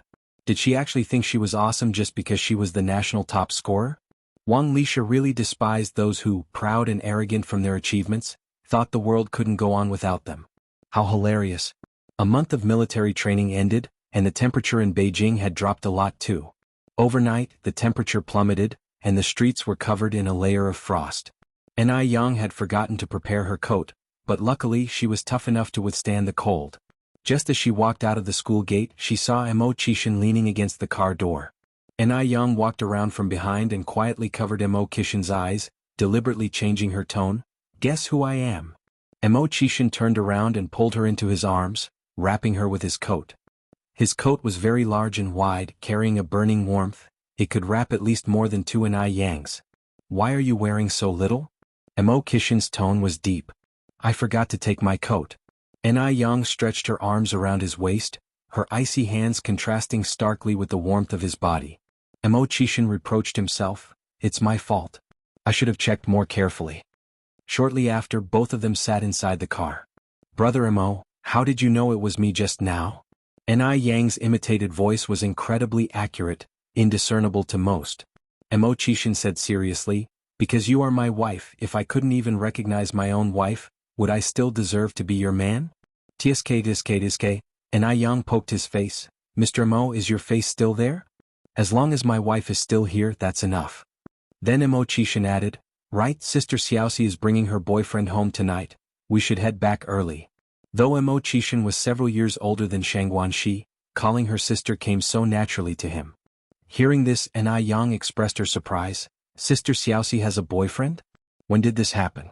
How come I didn't know? Shang Guanxi was a person of calm temperament. She would absolutely not bring a boyfriend home until everything was finalized. Mo Chishin slightly parted his lips, smiling. I'm not very clear on the details. Then you should drive faster. Maybe Sister Xiaoxi and her boyfriend are already home, Ni Yang urged. Just give me a kiss and it'll speed up. Mo Chishin, hands on the steering wheel, fixed his gaze ahead, his chiseled features seeming frosted over, truly appearing noble and aloof, yet his words were so playful. Who would believe that the mysterious Mr. Mog had such a side if they hadn't seen it themselves? Ni Yang leaned over and kissed his cheek. Who knew Mo Chishin would push his luck? One kiss isn't enough, give me another. Ni Yang indulged his small wish and kissed him again. With her soft lips pressed against his face, Mo Kishin's vanity swelled to its peak, proud of how well he had trained his wife to be so obedient. Which man could match his skills? He was truly incredible. Mo Chishin with a triumphant look, still not enough. One more. Ni Yang with a smile, do you want me to slap you instead? Mo Kishin's brow twitched and he immediately sped up, showing his cowardice. Wife, I was wrong. The car sped swiftly, and in about half an hour, they arrived at the Ni family's courtyard. When Mo Chishin and Ni Yang got home, Shang Guanxi and the others hadn't returned yet, but the living room was already full of people. Shang Guanfeng, Shang Guansu, and Su Lian had all come. After all, it was the first time Shang Guanxi was bringing a boyfriend home, and they needed to check him out. After all, this was a significant event in life. Curious, Ni Yang asked Grandma Shangguan, Grandma, who is Sister Xiaoxi's boyfriend? Do you know? Grandma Shangguan shook her head. The child just said she would bring her boyfriend home today, but she wouldn't say who. Don't worry, Yang, I reckon they should arrive soon. If you find any errors, ads pop up, ads redirect, broken links, non-standard content, etc. Please let us know reports so we can fix it as soon as possible. Astonishing result. Shang Guanxi talked about having a boyfriend, and it really whet everyone's appetite. After a while, Shang Guanxi finally appeared with her boyfriend in front of everyone. The young man looked spirited and was carrying both big and small packages in his hands. Ni Tsuehua stood up to take the items from him and smiled. You didn't have to bring anything. Shang Guanxi said, I told him not to buy anything but he insisted. By the way, Zueling, this is my mom. Zueling politely said, Hello, Auntie. Upon hearing this, Ni Kuihua's smile froze for a moment, then she quickly returned to normal. Hello. Shang Guanxi continued to introduce, This is my grandma, this is my maternal grandfather and grandmother, this is my dad, this is my aunt, this is my elder brother Shang Guansu, this is my younger sister Yang Yang, this is my sister's boyfriend Mo Chishin, and this is my younger sister Yin Yun. Zueling greeted everyone one by one. Hello everyone, I'm Zueling, the Zua from left and Ling from ridge. Zueling. When this name was clearly heard, not only did Ni Kuihua's face change slightly, but also the expressions of elder Madame Shangguan, Shangguan Dehue, and Shangguan Su. Who was Zueling? Zueling was the young man with 7 older sisters. But the Shangguan family members were quite dignified and, despite having opinions, did not show it. Elder Madame Shangguan took a sip of water, feeling quite uneasy. She had not expected Shangguanxi to bring Zueling back. Hadn't they broken up already? Please have a seat. Ni Tsuehua called Zueling to sit down. Su Lian, unaware of the situation, was quite satisfied with Zueling's appearance. How old are you this year, Xiaozhua? Zueling politely said, Aunt, I'm 23 this year and I was classmates with Xiaoxi. Su Lian nodded. I see, so you have started working as well? Zueling replied, Yes, Aunt, I have been working for over a year now. I'm currently the workshop director at Morning Light Group, earning a monthly salary of 130 yuan. Having a decent job and being in a director position was Zuoling's greatest pride. Among over 50 classmates, Zuoling currently had the highest salary and the most prestigious position. Thus, he had the capital to feel proud, and he could sense that the Shangguan family members had a very favorable impression of him. Su Lian smiled and said, "Very good, very good." Being only 23 years old and capable of handling the job of a workshop director was indeed commendable. Su Lian wasn't someone who cared too much about matching social status, she just wanted Shangguan Shi to be happy. Shangguan Furong joined in the conversation with a smile. "Xiaozhua, where are you from?" "I'm from Beijing," Zuoling continued. "I live right in the city center on Gillett Road. My parents are getting older and I set aside 30 yuan from my salary every month to hire a nanny for them." Shangguan Furong nodded. "You are a good child with filial piety." After chit-chatting for a while, it was time to eat. In the kitchen, Mrs. Zheng quietly tugged at elder Madame Shangguan's sleeve and whispered, "That young man Zuoling seems quite nice. Why do you look a bit unhappy?" Zuoling had thick eyebrows and large eyes, very energetic, and he was also distinctive-looking, which was why he had caught Shangguan's eye. Elder Madame Shangguan sighed, glancing towards the door. "Do you know who this Zuoling is?" "Who?" Mrs. Zheng was baffled. Elder Madame Shangguan continued, "He's Xiaoxi's ex-boyfriend, the one with 7 older sisters." "What?" Mrs. Zheng looked surprised. "I thought they broke up? Why did she bring him back home?" Elder Madame Shangguan frowned slightly. "Who knows what Xiaoxi is thinking?" Seeing Zuoling about to come into the kitchen to fetch dishes, Elder Madame Shangguan quickly added, "We'll talk later, it's not good to let others overhear." "All right," Mrs. Zheng nodded. Mo Qishan was followed into the kitchen by Zuoling brother. Zuoling tried to pat Mo Qishan on the shoulder but withdrew halfway because there was a significant height difference between them. Mo Qishan was nearly 1.9 meters tall and he was just a bit taller than Shangguan Shi at 1.75 meters. Zuoling jogged to keep up with Mo Qishan's pace and whispered, "I heard you've been dating Xiaoxi's younger sister for over a year, is that right?" "Yes," Mo Qishan nodded slightly, "that's correct." Based on Shangguan Zai's introduction, Mo Qishan currently did not have an official job, but whenever Zuoling saw Mo Qishan, he felt a wave of inexplicable inferiority and fear, constantly feeling less excellent than Mo Qishan. If you find any errors, ads pop up, ads redirect, broken links, non-standard content, etc., please let us know reports so we can fix it as soon as possible. Astonishing results _2. Aside from not being as good-looking as Mo Qishan, he had a higher education, better job, higher salary, and his family's conditions weren't bad either. What was there to feel inferior about? What was there to fear? Was it all just an illusion? "Bro, I heard you don't have a formal job yet. How about I introduce you to work at our company? We are currently short of 2 general workers, and the salary and benefits are especially good. Although our company recruits based on academic credentials, with me around you don't have to worry. The HR department will definitely consider my recommendation, and they'll have them arrange a more relaxed job for you." It was Zuoling's first time visiting, so naturally he wanted to establish a good relationship. In this family, only he and Mo Qishan were outsiders. Therefore, the first person he wanted to win over was Mo Qishan. Mo Qishan didn't have formal employment, and if Zuoling threw him an olive branch, Mo Qishan would surely grasp it tightly. Then in the company he would be Mo Qishan's supervisor, and Mo Qishan would be at his beck and call. "Thanks for the offer but no need," Mo Qishan politely declined. Zuoling didn't expect Mo Qishan to actually turn him down, thinking to himself that this guy really aimed high. He had no notable education, yet he looked down on being a general worker. How did such a pretty future sister-in-law fall for someone like him? He himself was in such good standing but didn't have such romantic luck. Really strange. Zuoling encouraged Mo Qishan. "Bro, don't look at me now as the workshop supervisor. I also started from being a general worker and worked my way up step by step. As long as you're willing to put in the effort, I believe that one day you too can become a workshop supervisor or even a higher-ranking leader." Who could get fat on one breath? Mo Qishan politely smiled. Since Mo Qishan didn't continue the conversation, Zuoling couldn't say much more, and the two entered the kitchen. "Grandma, Granny, you've worked hard." Mo Qishan wasn't prone to jest in front of outsiders, but he was a sweet talker with his family, and with just a few words he made both Grandma Shangguan and Granny Zheng very happy. Seeing this, Zuoling frowned subtly. He was somewhat displeased with Mo Qishan's behavior. Wasn't a man supposed to be manly? What was this smooth talking all about? Aunt 6, no need for you to serve the dishes. You can go and rest with Xiaozhua, said Grandma Shangguan. Just as Zuoling was about to respond, pleased with Grandma Shangguan's suggestion, he heard Imo Qishan say, "It's okay, Granny. Well, do it." So, Zuoling had no choice but to join Imo Qishan in serving the dishes. Dinner was lavish.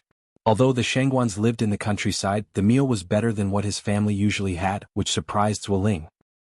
It seemed the Shangguan family had prepared this especially to welcome him. During the meal, Zuoling occasionally offered food to Shangguan Shi. The two had been together for over 3 years, and Zuoling was very familiar with Shangguan Zai's tastes.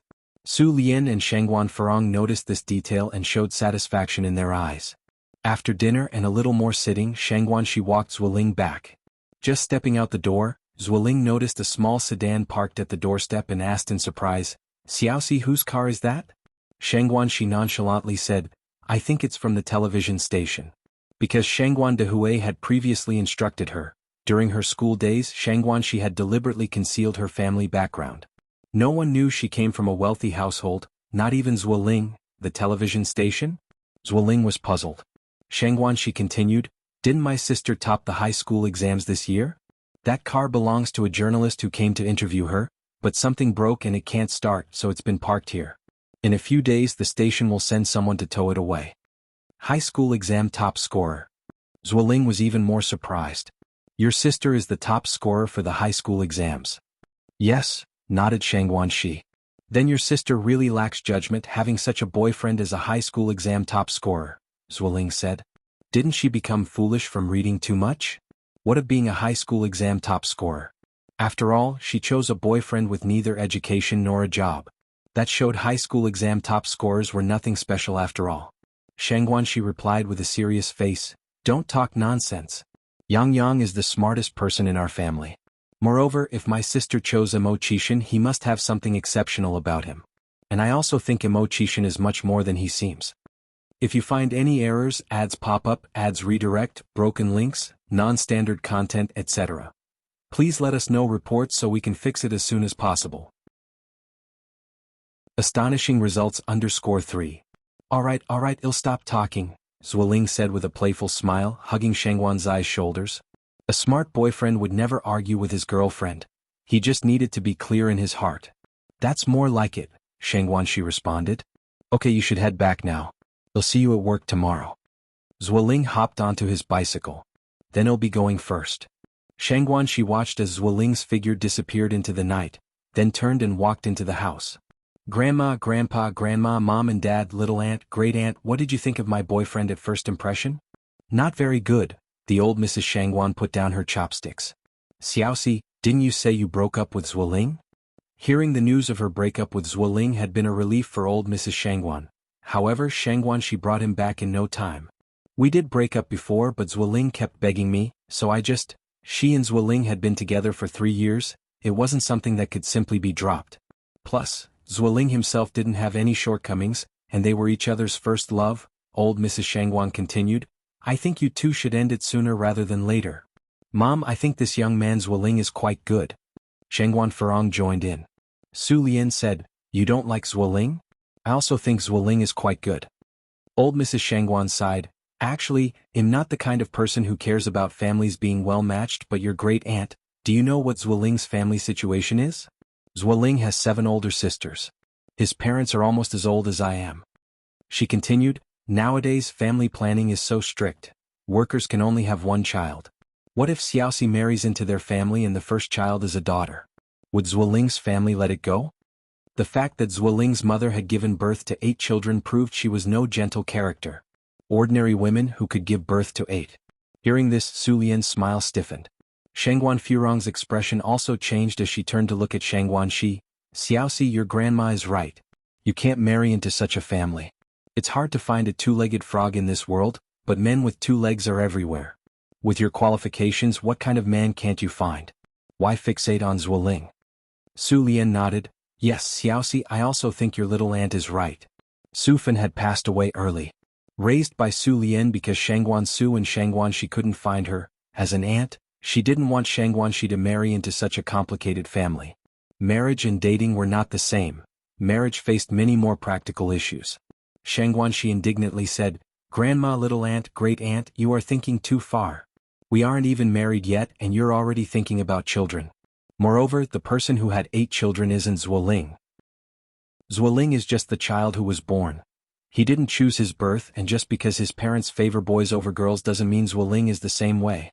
Shang Guanxi was a reasonable person. She felt it wasn't fair to impose the problems of Zuoling's parents on Zuoling. "Not only do your grandma and they disagree, your mom and I disagree as well," Shangguan Dehui timely stated. "Xiaoxi, you can date Zuoling, but you can't regard him as your marriage partner. Some people might be qualified boyfriends, but that didn't necessarily make them qualified marriage partners." Shangguan Dehui was a university professor after all. He saw things more clearly than most and was much more forward-thinking. It was the 80s after all. Breakups and makeups were normal. "Why?" Shangguanxi frowned slightly. "The great man once said, all dating that doesn't aim for marriage is hooliganism. Your thinking is wrong. How could one treat dating as child's play?" Shangguan Dehui continued, "I disagree not just because of his family issues. This young man, Zuoling, is too impetuous, lacks stability, and his words reveal a self-satisfied tone. I think the two of you aren't suitable." For instance, just now, Su Lian only asked whether Zuoling had started working, but Zuoling went on to clearly state his position and monthly salary. Moreover, when Shangguan Farong asked where his family lived, he even mentioned hiring a nanny. "Dad, you are too prejudiced against Zuoling." Shangguanxi continued. "I've known Zuoling for over 3 years, I know what kind of person he is. If you find any errors, ads pop up, ads redirect, broken links, non-standard content, etc. please let us know reports so we can fix it as soon as possible." Astonishing results _4. Sister Xiaoxi, don't get agitated. "Actually, I think Dad makes a lot of sense," Shangguansu began. "Zuoling really isn't suitable for you. Grandpa, Grandma, what do you think?" Shangguanxi looked towards Elder Zheng and Madame Zheng. Madame Zheng smiled and said, "Sister Xiaoxi, your grandmother and I share the same view. When a girl gets married, she has to keep her eyes wide open. Besides, Zuoling's parents are also getting on in years. What if you really ended up with Zuoling? Who would look after your children? His parents even need a nanny to take care of themselves." "I can hire another nanny," Shangguanxi argued. Madame Zheng smiled and said, "When the child is too young to speak, would you really be comfortable leaving them in someone else's care? Moreover, what if you have a daughter and your in-laws don't like her and secretly dispose of the child? What will you do then?" "That won't happen. She would be their own granddaughter." "It will," and Ai Tsuehua stepped forward and said, "You'll find all sorts of people in this world, especially people like Zuoling's parents who favor sons over daughters." It was then that Shangguanxi realized that Ai Tsuehua had already lost 3 children. "Mom is right," and Ai Yang chimed in at the right moment. "Sister Xiaoxi, medical research has proven that the sex of a baby is actually determined by the male side. Human sex chromosomes determine the gender, with males being XY and females XX. The cells produced by women all contain an X, while those produced by men could be X or Y. If both cells are X, then a girl is born. If the male contributes a Y, then a boy is born." At this point, Ai Yang paused, then continued, "Zuoling's family has the genes for having daughters, so there's a 90% chance that your first child would be a girl. This means you should be prepared for the 90% likelihood of your child being discarded." Ai Yang was not one to mince words, so what she said always hit hard. Shangguanxi hesitated for a moment, then said, Yang, do you believe this too? How can you be so certain that Zuoling's parents will definitely favor boys over girls? Maybe they just like having lots of children?" After all, Shangguanxi's experience was too limited to fully understand these things. "You can tell just from her having given birth to 7 girls, Ai Yang continued. "Sister Xiaoxi, medically speaking, pain is classified into 12 levels. The first level is the pain from a mosquito bite, and the 12th level is the pain of a mother during childbirth. Plus, giving birth is really harmful to the body. The best state for a woman is to give birth to 1 or 2 children. Who would joke about their own health without some kind of strong belief?" Ai Yang's words were so logical that they left no room for rebuttal. Shangguanxi fell silent for a bit, then said, "I feel that Zuoling is not that kind of person. I'm marrying Zuoling, not his parents. Even if his parents truly favor sons over daughters, it has nothing to do with us. Once a son is married off, could the parents still be trying to meddle?" Ai Yang did not rush to contradict Shangguanxi but said, "Sister Xiaoxi, don't reveal our family situation to Zuoling for now. Just observe him for a while longer and see if his character is worthy of your lifetime commitment. If he truly is worthy, I believe our family will have no objections to you. With that, Anai Yang turned her eyes to Shangguanxi. Sister Xiaoxi, Dad, Mom, Grandma, Grandpa, Aunt, and your brothers object to this matter purely because they want you to have a better life. Hearing this, everyone nodded in agreement. Especially Su Lian, who now looked at Anai Yang differently. Previously, when Anai Tsuehua had just married Shangguan Dehui, she had worried about whether Anai Yang and Shangguanxi could get along well since the children were grown and had their own ideas. Now it seemed that her worries were unfounded. Although Anai Yang was a few years younger than Shangguanxi, her maturity was far greater. The words she spoke were persuasive. As an elder, Su Lian found nothing to fault in what she said, and moreover, Anai Yang had Shangguanxi's best interests at heart with every word. Yang, I didn't just meet Zuoling today. I know what kind of person he is, Shangguanxi said firmly. Anai Yang smiled and responded, that remains to be seen. A fox's tail doesn't show itself in a day. True gold fears no fire. Sister Xiaoxi, if Zuoling truly is a man worth entrusting your life to, then no matter how you observe him, you won't see any hint of a fox's tail. If you find any errors, ads pop up, ads redirect, broken links, non-standard content, etc., please let us know reports so we can fix it as soon as possible. Astonishing results _5. Su Lian nodded, I think Yang is absolutely right. On the other side, Zuoling rode his bicycle back home. Zuo's father, unable to wait, asked, how did it go? Did Xiaoxi's parents have a good first impression of you? Do you even need to ask? Zuo's mother, sitting on the sofa watching TV, scoffed. Our Lingling's credentials are so outstanding, you couldn't find a better son-in-law with a lantern. Could the Shangguan family possibly look down on us? Zuo's parents were both retired factory workers, and they had been cadres at the factory, so their retirement benefits were extremely generous, with a pension of 300 yuan each month. Plus, owning 2 apartments in Beijing, life was particularly comfortable for them. Hearing this, Zuo's father nodded in agreement, that's true. The mother continued, how are Xiaoxi's family conditions? Are they as good as your Uncle Chen's? Zuoling shook his head, Uncle Chen is a city dweller while Xiaoxi's family is from the countryside, there's no comparison. But Xiaoxi's family seems to be quite well off. I saw that they even have big appliances like a refrigerator and a washing machine, and their house is beautifully decorated. Refrigerators and washing machines together wouldn't cost less than a few thousand yuan. Could an ordinary family afford that? Don't even think about it. From the countryside? Zuo's mother sat up in surprise, Xiaoxi is a rural person? Due to past experiences, Zuo's mother got goosebumps at the mention of rural people. Their family was living so comfortably, they certainly didn't want to be visited by poor relatives looking for handouts every day. Xiaoxi is from Jinghua village, Zuoling nodded. But you don't have to worry, Mom. Xiaoxi's relatives dress very decently, not like poor people, so you don't have to worry about people coming to our door asking for things. Zuo's mother sighed, this child, how did you end up choosing a country person of all people? Mom, I love Xiaoxi, I really do.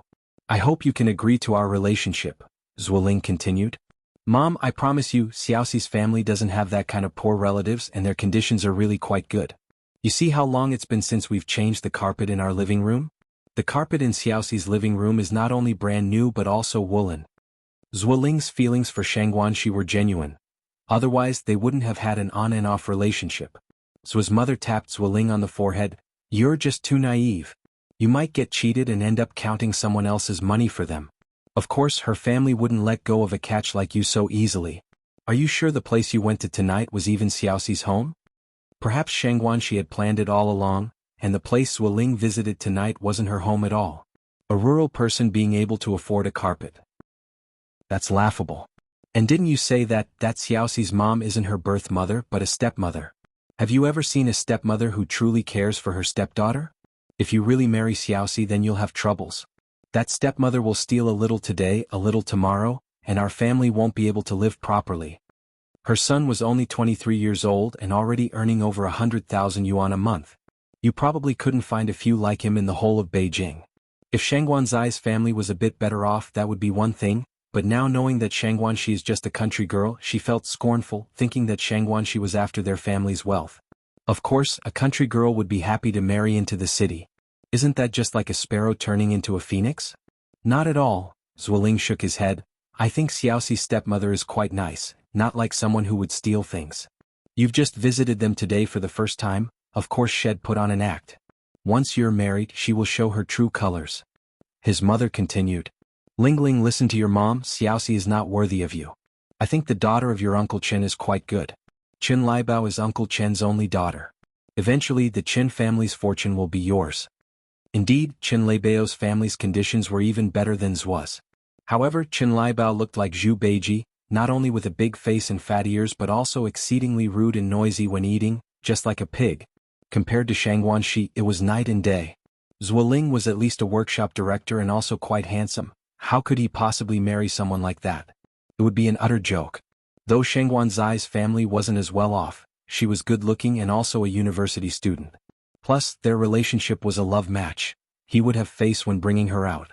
If you find any errors, ads pop up, ads redirect, broken links, non-standard content, etc., please let us know reports so we can fix it as soon as possible. Astonishing results _6. No, I just like Xiaoxi, Zuoling asserted stubbornly. Zhua's mother sighed. You used to be such an obedient child, what has changed now?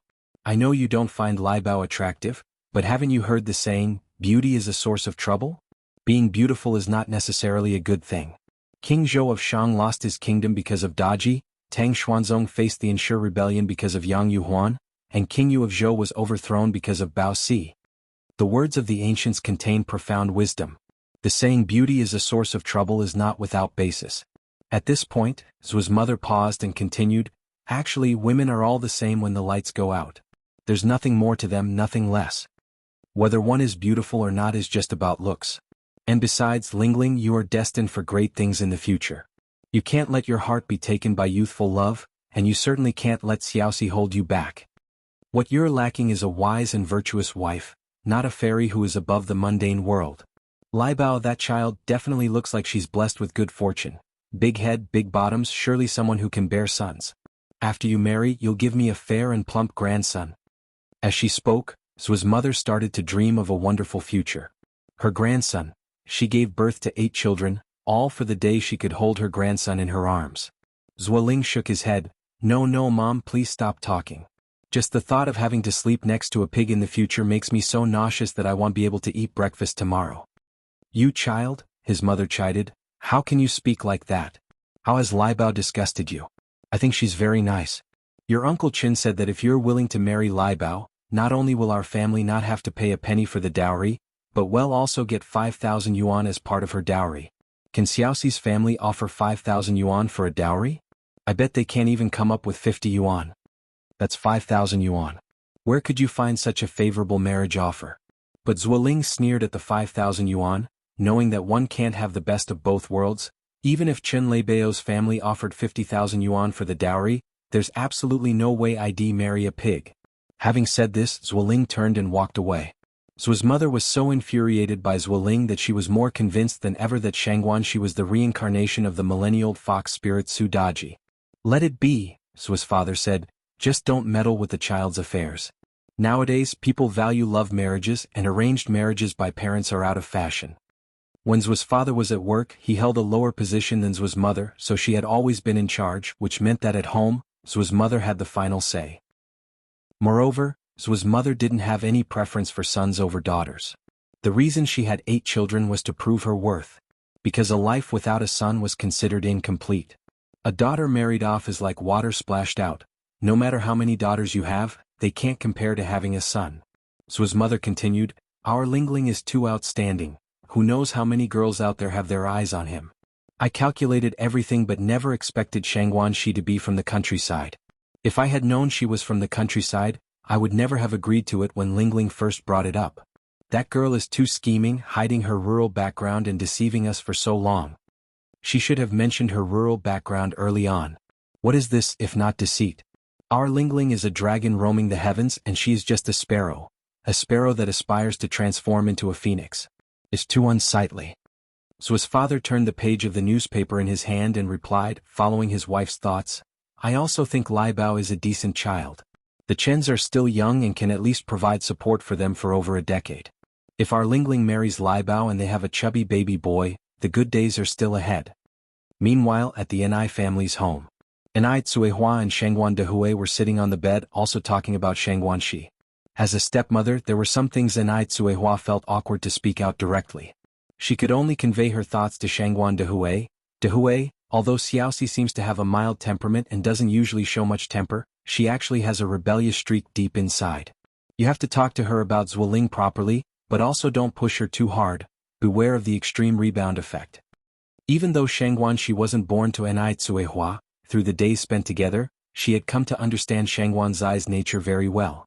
Shangguan Dehui nodded, I know, don't worry. Actually, Shangguan she was very much like the late Su Fen. Su Fen had known that Shangguan Dehui had someone else in his heart, but she had still married him disregarding everything. Shangguan she was also troubled, tossing and turning in bed, unable to sleep all night long. She couldn't figure it out. Zuoling's qualifications were so outstanding, why couldn't her family see his worth? As a result, when Shangguan she got up the next morning, 2 dark circles had formed under her eyes. Sister Xiaoxi didn't sleep well last night? Enai Yang greeted her at the dining table. Shangguan she nodded. Here, take this. Enai Yang fished a pink sugar pill from her pocket. What's this? Enai Yang said with a smile, it helps relieve fatigue and lighten dark circles. Hearing about the beneficial effects of the sugar pill, Shangguan she immediately took it and swallowed. Thank you Yang Yang, otherwise I wouldn't have been presentable today. After a while Enai Tsuehua came over with breakfast. At noon, Enai Yang received a phone call from the hospital. After hanging up, Enai Yang found Enai Tsuehua. Mom, I have something to tell you now, you need to be prepared emotionally. Is it about the paternity test? Enai Tsuehua asked. Yes. Enai Yang nodded. Mom, Yinyun is our second sister.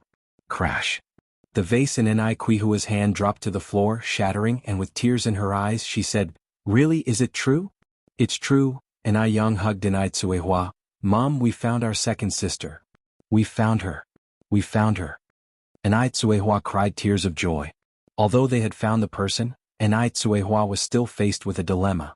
Whether to acknowledge her or not. Currently, without acknowledgement, they still had a kinship with the Wu family. If they burst this bubble, what if they couldn't even remain relatives? After all, the Wu family had raised Wu Yinyun for 17 years, from a helpless little baby to a graceful young lady. No one knew how much heart and soul the Wu parents had poured into her. If they were to acknowledge her now, would the Wu parents forgive them? Would Wu Yinyun forgive them? In the evening, everyone gathered to discuss this issue. The elderly Mr. Zheng and Mrs. Zheng said, We definitely must acknowledge her. No matter what, that child is our Zheng family's blood. If you find any errors, ads pop up, ads redirect, broken links, non-standard content, etc. Please let us know reports so we can fix it as soon as possible. Complete outbreak. Shangguan Lady and Shangguan Dehui also suggested making the recognition. After all, they were talking about her own flesh and blood, and besides, Enai Tsuehua had not intended to abandon Wu Yinyun in the first place. Yang Yang, what do you think? Jing Patriarch looked towards Enai Yang. Though young in age, Enai Yang was not lacking in experience, and her opinion was always sought in major family matters. Enai Yang said, Of course we need to recognize her, after all, Yinyun is also a member of our family. But this matter can't be rushed, it needs to be approached gradually. They'll first go and gauge Godfather's reaction to see what they say.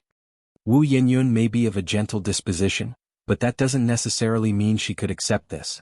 After all, there's a saying, some pains are never understood until they happen to oneself. The person who was abandoned was Wu Yinyun, and the person who was almost sold was also Wu Yinyun. That core bitterness can only truly be understood by someone who has personally experienced it. Jing Patriarch nodded, Yang Yang is right.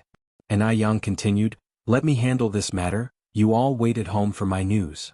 With that, Enai Yang got up and walked outside. Yang Yang, where are you going? Enai Tsuehua stood up. Enai Yang glanced back slightly, I'm heading to the construction site. I'll go with you. Enai Kuihua's eyes reddened. No need for you to go, it's not appropriate for you to appear at a time like this. Shangguan Dehui held onto Enai Kuihua's wrist. From an outsider's perspective, after all, Enai Tsuehua is the mother, and with the daughter having been abandoned, the mother bears an undeniable responsibility. Enai Yang nodded, Dad's right, I can go by myself. Enai Yang didn't go empty-handed. She took a basket of pork lard cakes and 2 bottles of milk tea along.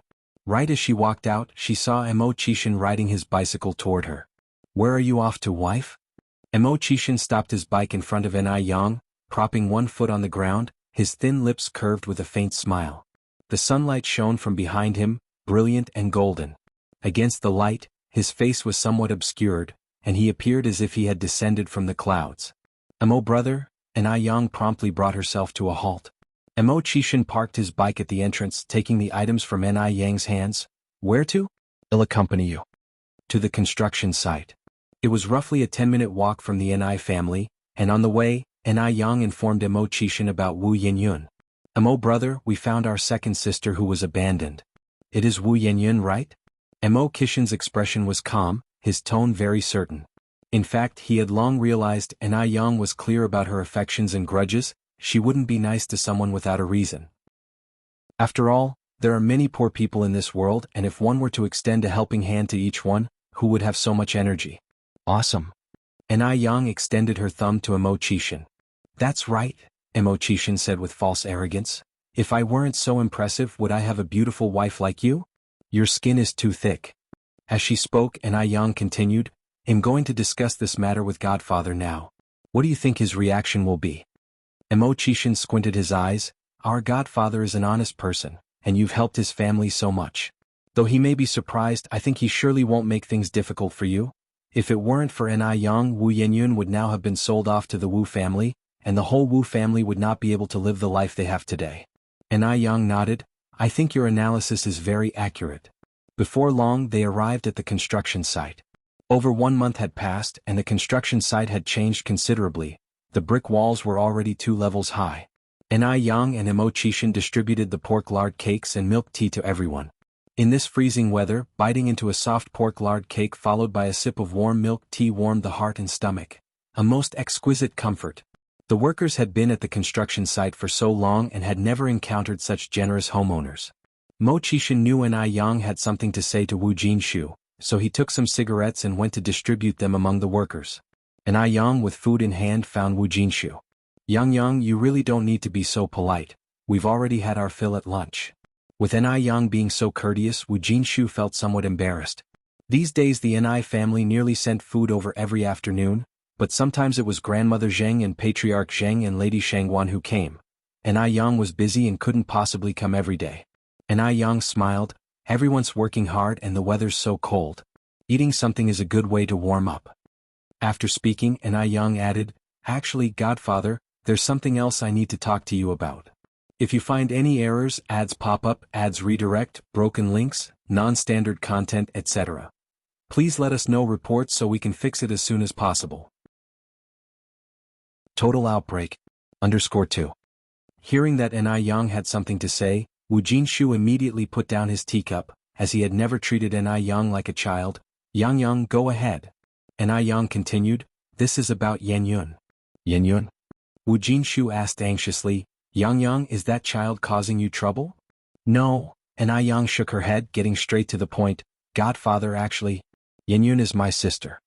Wu Jinshu smiled and said, "Yenyun is already your sister, isn't she?" Realizing Wu Jinshu might have misunderstood her, Yang continued, "Godfather, Yenyun is my full-blooded younger sister." "What?" Wu Jinshu was taken aback. "Full-blooded younger sister?"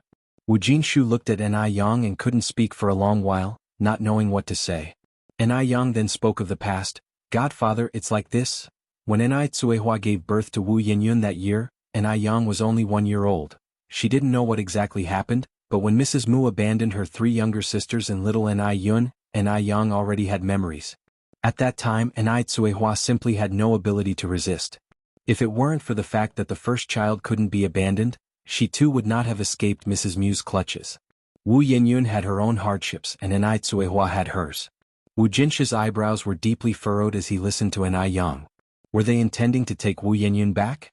The Ni family was wealthy, their conditions were much better than his family's. If Wu Yenyun could be acknowledged by Yang, she would be a young lady with a large fortune, and surely that would be better than staying with them. But Yenyun was, after all, the daughter they had raised with their own hands. He couldn't bear to let her go, he truly couldn't bear it. Yang seemed to perceive Wu Jinshu's thoughts and went on, "Godfather, rest assured, I'm not here to take Yenyun away. It wasn't easy for you and Godmother to raise Yenyun to this age. The grace of upbringing is greater than heaven. No matter what, you are Yenyun's parents." Yang wasn't the kind of person without a conscience. The Wu family had raised Wu Yenyun for so long.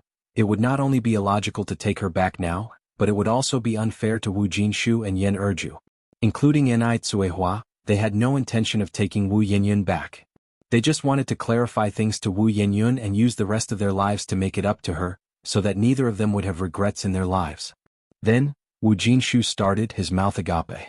If the Enai family didn't want to take Wu Yenyun back, then why had Enai Yang told him all this? Enai Yang continued, "Godfather, if you don't mind, let Yenyun also acknowledge my parents as godparents. From now on, our two families will be even closer relatives." After much thought, this seemed like the most appropriate solution. Upon hearing this, Wu Jinshu breathed a sigh of relief. "Yang, I can't decide this alone. I need to go back and discuss this with your godmother and then see what Yenyun thinks." "Yes, that's only proper," Enai Yang nodded, standing up and dusting herself off. "I'll head back first, godfather." "All right." Wu Jinshu stood to see Enai Yang off. Although Wu Jinshu wasn't well educated, he understood the ways of the world. The reason Enai Yang hadn't gone directly to Wu Yenyun, but instead had come to him, was out of respect for him. It showed that he, as her godfather, mattered to Enai Yang. If it had been someone without conscience, they could have just pushed him, the foster father, aside. But Enai Yang hadn't done that. Watching Enai Yang walk away, Mo Chishan quickly jogged over. "How did it go? What did our godfather say?" Enai Yang replied, "It's just like you guessed. Godfather didn't make it difficult for me, but I don't know what Yenyun will think." Mo Chishan wrapped an arm around Enai Yang's shoulders, his thin lips parting lightly. "Do your best and let fate decide. As a sister, you've done well enough. Don't put too much pressure on yourself." Enai Yang was only Wu Yanyun's sister. In other families, a sister simply couldn't do so much, especially since she wasn't the one who caused this mess to begin with.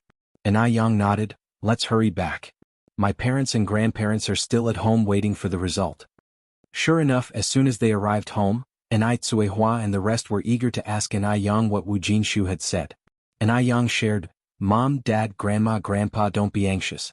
My godfather didn't make things difficult for me. He said that we'll need to wait for Yanyun's feelings on this matter, and we'll probably know the result by tomorrow. If you find any errors, ads pop up, ads redirect, broken links, non-standard content, etc. please let us know reports so we can fix it as soon as possible." Total outburst. _3. Enai Tsuehua nodded, her eyes still red. Lady Shangguan said, "I see that Yenyun is quite gentle and sensible. I think she will definitely understand you, Dia, don't worry." Wu Yenyun seemed like a child with no temper, gentle and honest, not the kind who would unreasonably stick to his guns. Lady Jing agreed, "I think my in-law is right." Wu Yenyun had visited the Enai family a few times, and now thinking back, Lady Jing felt that Wu Yenyun's temperament was very much like Jing Suyu's. On the other hand, Shangguan, she had been preoccupied all day. Zuoling noticed her distraction and asked when they were returning to the dormitory after work, "Xiaoxi, what's wrong with you today? Are you feeling unwell?" Shangguan, she smiled and said, "It's nothing." Thinking of her family's advice, Shangguan, she added, "Zuoling, there's something I want to talk to you about." "Go ahead."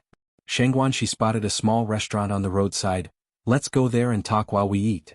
"Okay," Zuoling nodded. The small restaurant was very simple.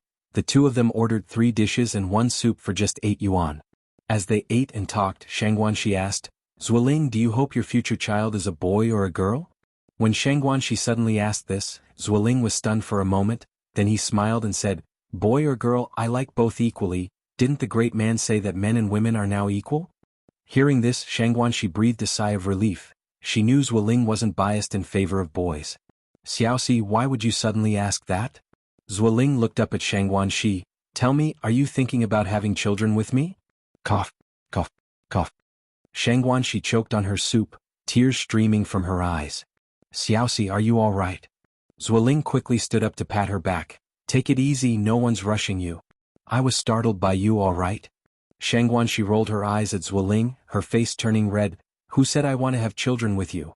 Zuoling laughed. "If not with me, then who else would you want to have them with?" Shangguan, she pushed him lightly, straightened her expression and said, "Zuoling, be serious. I'm talking about something important here." "Who says I'm not being serious? I am very serious and solemn." Zuoling continued, "Xiaoxi, we are not young anymore. I met your parents yesterday. When can we get our marriage certificate? Then we can have a bunch of kids." "A bunch?" Shangguan, she widened her eyes. "Zuoling, family planning is so strict now. And you still want a bunch? Zuoling slapped his forehead. Right, I forgot, I thought it was still my parents' era where you could have as many children you want. Shang Guanxi continued, I have a question for you and you must answer me honestly. Zuoling nodded. Ask away, I guarantee no secrets at all from you, or may lightning strike me dead. Did my uncle and aunt have so many children because they preferred sons over daughters?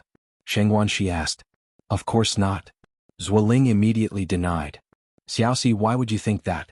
My parents are leaders at the factory, they are educated people, how can their consciousness be so low? Rest assured, they absolutely aren't the type who prefer sons over daughters. Whether or not his parents favored sons over daughters, Zuoling, being their son, definitely knew it clearly. As a child, while his 7 sisters ate bran and swallowed vegetables, he alone ate white rice and fine flour, having a boiled egg every morning, his sisters not even dreaming of getting a piece of the eggshell. Moreover, all 7 of his sisters were illiterate, only he graduated from university. Even now, those 7 sisters had to frequently subsidize the family, but how could he admit such a thing directly? Zuoling wasn't stupid. He and Shang Guanxi's relationship was at a critical juncture. What if this broke them up? He certainly didn't want to marry Qin Liebao, that pig. Really? Shang Guanxi pressed on, if uncle and aunt didn't prefer sons over daughters, then why did they have so many children? Zuoling laughed and said, my dad was an only child and my mom had her and my aunt, just 2 people. Seeing other families with many children always seemed very lively, my parents especially envied that. So, my mom gave birth to my 7 sisters and me. Actually, there was another younger sister after me, but when my mom was 8 months pregnant with her, she accidentally fell. Medical skills weren't advanced at that time, so the baby didn't survive, and my mom was very heartbroken. After that, she never conceived again. If you find any errors, ads pop up, ads redirect, broken links, non-standard content, etc. Please let us know reports so we can fix it as soon as possible. Total outbreak. _4. Zuoling made up the story about the past pregnancy. His goal was simply to make Shang Guanxi believe him. After all, the Zuo family had only moved to Beijing 20 years ago, and many old neighbors weren't clear about their old affairs, so even if Shang Guanxi had the intention to inquire, she wouldn't find out anything. Shang Guanxi nodded. Oh, I see. Zuoling continued, my mother still remembers my unborn sister to this day. Every year on Tomb Sweeping Day and the Cold Clothes Festival, she burns paper money for her. Xiaoxi, you must remember never to bring this up in front of my mother. I don't want to resurrect her grief. He knew Shang Guanxi too well, she was simple and kind-hearted. Considering his mother, she would not ask his mother to verify this. I understand. Don't worry, I won't say anything. That's good then. As the conversation ended, Shang Guanxi added, by the way, Zuoling, there's another thing I want to make clear to you. Go ahead, Zuoling said with a smile. I'm all ears.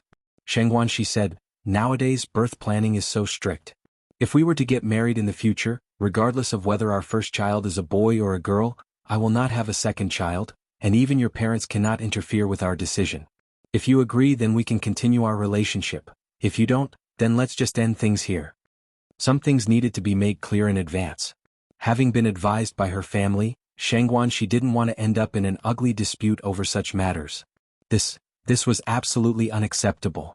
Even though birth planning was strict, if one spouse could resign from work, not both being in employment would allow a second child. Besides, wasn't it a woman's duty to carry on the family line? Would a woman who couldn't bear children be brought home just to be revered like an ancestor? But of course, Zuoling would never speak these thoughts aloud. He was for now quite content to revere Shang Guanxi like an honored ancestor. Shang Guanxi was beautiful and well-educated, and they shared deep feelings. Zuoling did not want to part ways over the issue of children. People change. Shang Guanxi, not yet married and still a young woman, was unaware of a woman's duties and mission. Perhaps after getting married she would understand. By then she might even be clamoring to have a second, third, or fourth child. Yes, that would definitely happen. Thinking this, Zuoling said with a smile, yes, I'll listen to you. Xiaoxi, don't worry, in the future whatever you say goes in our family. As for children, you can have as many as you want, and if you don't want any, then we won't have any at all. Really? Shang Guanxi looked at Zuoling somewhat surprised, as she had not expected him to be so open-minded. Because her birth mother, Su Fen, had died in childbirth on the operating table, Shang Guanxi harbored some fear of giving birth. Zuoling, I'll just tell you the truth. My biological mother died from complications during childbirth, and I am actually quite afraid of giving birth, Sheng Guanxi continued. And I've heard from Xiaolin in the workshop that giving birth is incredibly painful, and that during birth the child and feces might come out together. What had Xiaolin said at that time? Xiaolin said she lost all her dignity on the operating table. Ever since having a child, Xiaolin had become a different person, treating her own mother with special kindness and filial piety, because she had experienced the agony of childbirth. A woman only understands a mother's sacrifices and greatness once she becomes a mother herself. One only understands parental grace after raising children. Zuoling said with a smile, then let's not have children. By the way, Xiaoxi, what do your uncle and aunt, grandparents and grandmother think of me after yesterday? He knew without asking that Sheng Guanzai's parents must have a very good impression of him. After all, finding a man like him in Beijing was incredibly difficult. Zuoling was very aware of Sheng Guanzai's family circumstances. Sheng Guanzai's father was just a teacher. How much could a teacher earn a month? At most 20 yuan? Not even as much as their family nanny maid.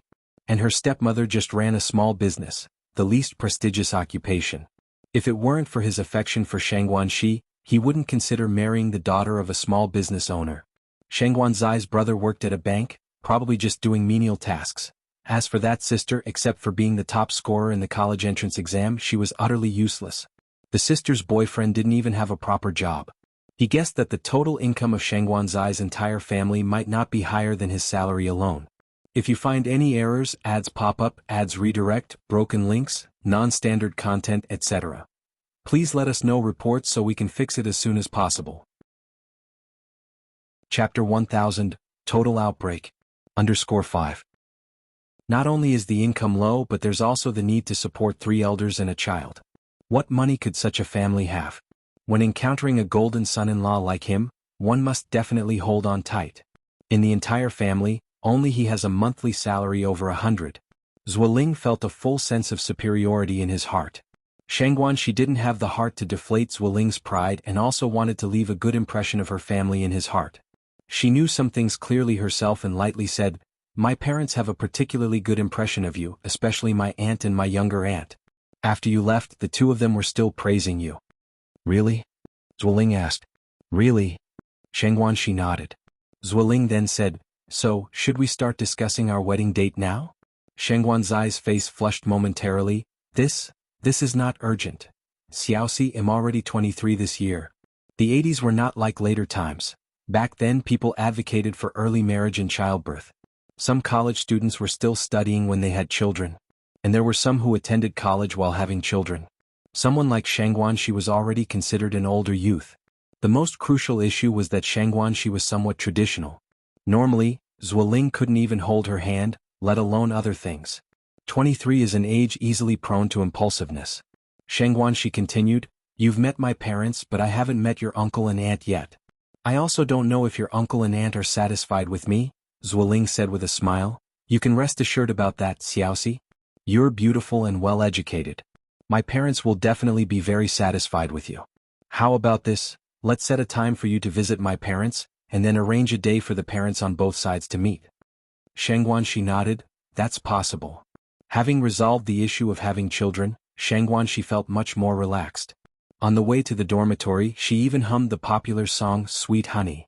No sooner had she returned to the dormitory than Sheng Guanxi found an additional message on her pager from home.